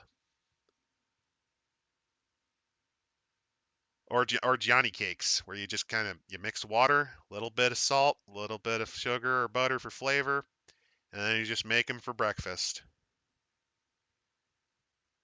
Yeah, tofu. Here's the thing. Ramen used to be one. I used to like my egg noodles because they were really cheap. Now they've raised up because people bougified them. Tofu got bougified. I'm pissed that spam got bougified. Spam should not be $4. I need. If you're wondering, a really great hack if you want a nice filling meal, get it like a couple potatoes and take a couple slices of spam, and you can make an excellent hash brown casserole out of that. Especially Hmm. if you mix it with a bit of flour. Is this ending soon? It's never ending. This is eternal suffering. I think here's where we can end it. Page Oh no 283. no no. Let's see how he lies about shelter hacks. Mooch Oh, on friends, house sitting where you just squat, motels, uh, which is one of the worst ways to do it. yep, squatting. RV life, which Oh, is wait, also wait, a no, no, scam. with the motels. Third off, you're not the only criminal there. So they're talking the seedy motels, the ones with Oh, with the the one with the termites. bed bugs and With and the gunshots. yes, That's still a waste of money. Don't do it. of course, this means you can't go flashing cash everywhere. You can't walk in and out wearing expensive headphones because your room will get robbed. I mean, it's gonna get robbed anyway. um, RV life, look by up the way, not that is also a bit of a scam, mainly because you have to maintain it. And also storage units. Okay, so no, no. Storage units are one of the worst things you can squat on. I are don't. they fucking freezing? It's because there is no insulation. So have fun with freezing to death or cooking to death in there. Sorry about that. Now we're at 283. I think that which sums this entire thing up is that this is a fucking ad for Alexandria Ocasio-Cortez, Yup. who would have been a freshman congressman at the point of writing, Who also lied about being a barista at that time. She lied about her reputation and career, even at that saying age. that gloating she comes from New York, from a Puerto Rican, Spanish, Black, Indigenous, European, Jewish mixed heritage. Um, Cool. she is the perfect example of why you can never work hard enough, you can never perform well, you can never ever do enough to validate yourself in the eyes of the ruling class. AOC is an honorary hashtag iHunter. By the way, a reminder that Hill also is a big Bernie Sanders supporter until Bernie started saying things that David did not like. And while the rest of the game does go into the background of the app and everything, I think we close it on Yeah, this is the an you're not ad, going to an top ad, this. an ad for a politician. You can't really top this. I'm sorry. So Yeah, no, you cannot. so Uh, that was iHunt. It was so this is a game. amazing. It was so This amazing. It banished Biggie to the Nether Realm. I'm gonna have to fish him out again. this is a game about glorifying the fetishism of poverty. This was a person who actually never was in serious poverty, LARPing about being poor. This was a bitter acid communist who just wants to take weed and pretend to be a punk, raging about the career and life he ruined. This was a book that was so incompetent that it had basic formatting errors wrong with it. It was a book written for one person, and it is why Ellen Kiley deserved an excellent paycheck for wrangling this fucking clown during the Bowery Dogs writing in the Dark Eras book. I do not recommend this book. I, in fact, actually have recommended in the description two other books that cover the same thing. One of which is the Buffy the Vampire Slayer RPG, which is exactly what this book tried to be. The other one is one I heartily recommend, which is the Ghostbusters RPG, which is trying to make it up in the big world as a franchisee hunting ghosts, which is a very sparse and difficult endeavor as you saw in the movie. So when's the real pain? No, that was the point. I knew how bad this book was going to be, Squirrel Killer. This was always a trash fire. I just wanted everyone else to see it too. Did it hurt? A little bit. But I've seen worse in some respects. Some respects. This was pretty fucking bad. Yeah, what can I say about a game which spends 30 pages detailing character backgrounds for 4 different character types Mainly to with bloat the poor pages. editing, disjointed artistic style that doesn't make any sense and actually can sometimes hurt the eyes. The worst formatting I've ever seen in terms of giving you the mechanics you need to run a game. Because Dave just expected you to just read Fate instead. Also, the crazy political treatise near the end, which really displays that Yeah, Dave is a cargo cultist socialist and doesn't understand any of the basic praxis of it.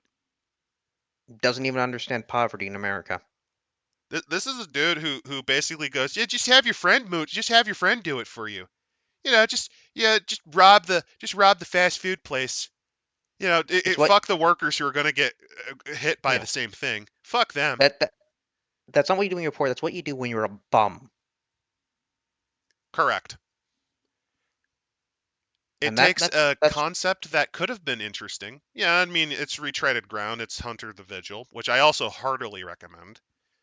It's, Buffy the Vampire Slayer. It's Ghostbusters, essentially. You but could you could Hunter have the done Vid something like yeah. that. Hunter with an economic element to it, that will be fun. Yeah, like Hunter's Inc. The idea that I cooked up with just because I knew what we were going to do. The concept of the startup company where the CEO is this soulless, corporate raider type, like go pure 80s sleaze, the type of dude who's going to get probably thrown in prison for massive amounts of stocks fraud. That type of guy. Your Gordon Gecko kind of guy. Just, have him run that sleazy company, have you work to earn the right to work, and even in death, you still have to do something because you owe them money because you didn't read the contract. Just play it up comedically. Some other examples I actually didn't even get into is, how I'd handle werewolves? I kind of treat it like you would raccoon infestations. Hmm. Basic vermin control. Ah, dang it, the werewolves have infested Central Park again. And you got to do things like put Add in the lines of other yeah. silver to deter them. Add in the other shifters.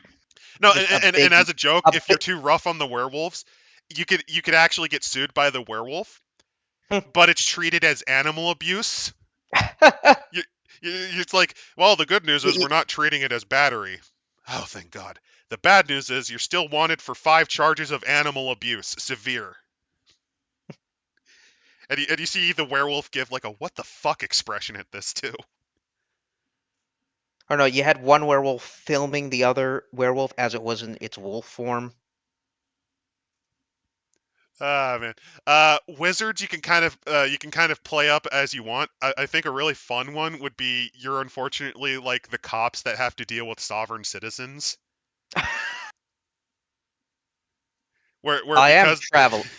I am traveling. See, I'm not using a car. I'm floating.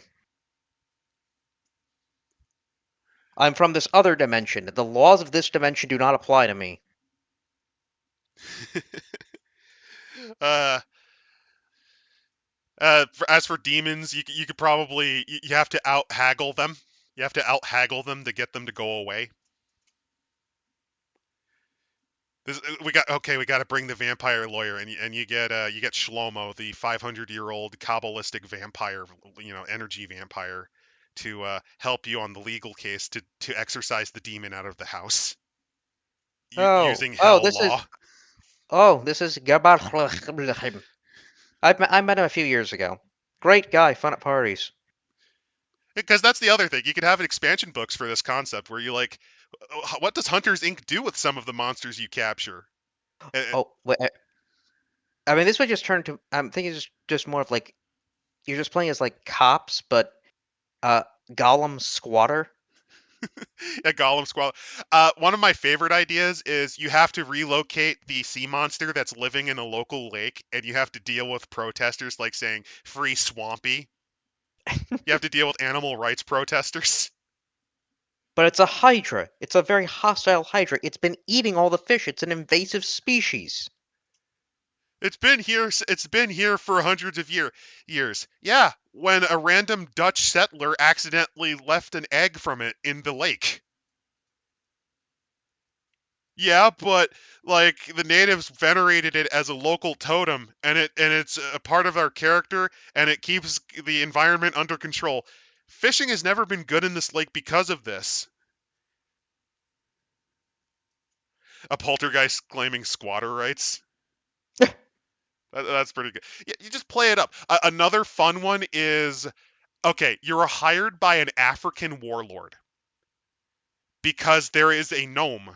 There is a gnome making golden trinkets out of hair that is ruining his economy. Like, think about it. You could do all sorts of goofy concepts, and the idea is you play hunters as almost like a combination of exterminators and negotiators, That would be fun.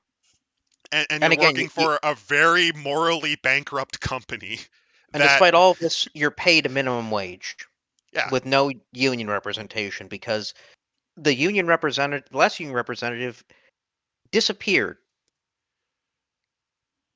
And I mean magically disappeared. He disappeared into a pile of ash. And that's how I would make a Hunters Incorporated concept. That's how we would make a good game. But We today we didn't get one.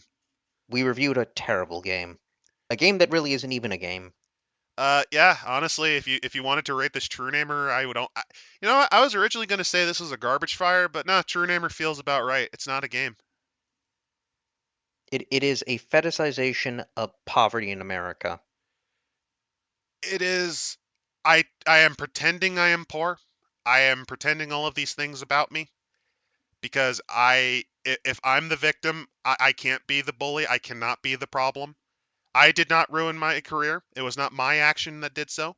It was everyone else's fault. That is what this feels like to me. So yeah, this was a horrible book. Next week we will cover something else. I'm actually kind of tempted to do Flying Circus because hey, it's That might powered be by the fun. apocalypse. It's still bad, but it also covers, well, as the book says, it's kind of based on Studio Ghibli, which means it's going to be based a bit on Porco Rosso, just with some very forced in diversity elements, which isn't necessarily out of place. You get some very interesting, there are some very interesting things you can find. Like, did you know that the dictator of Hungary actually has photos of him dressed in drag? It was very common in officers' clubs to haze soldiers or to just fuck around by going around in drag. It's like a weird fucking thing that happened. So that aspect's not the problem. It's kind of how it's presented. And I kind of want to go through it bit by bit, knuckle to knuckle, because you will see how they try to use it as a shield, which is both to its detriment, but it's also not necessarily something that I don't know. I have complicated feelings about it. I think it'd be a pretty fun read. And We'll I'll, do that then for next week. and I'll leave you with one last comment from chat. Uh, Pagan Pilot rates it I hurt. That's not a We all rating, hurt. but it's a good one. We all hurt. Have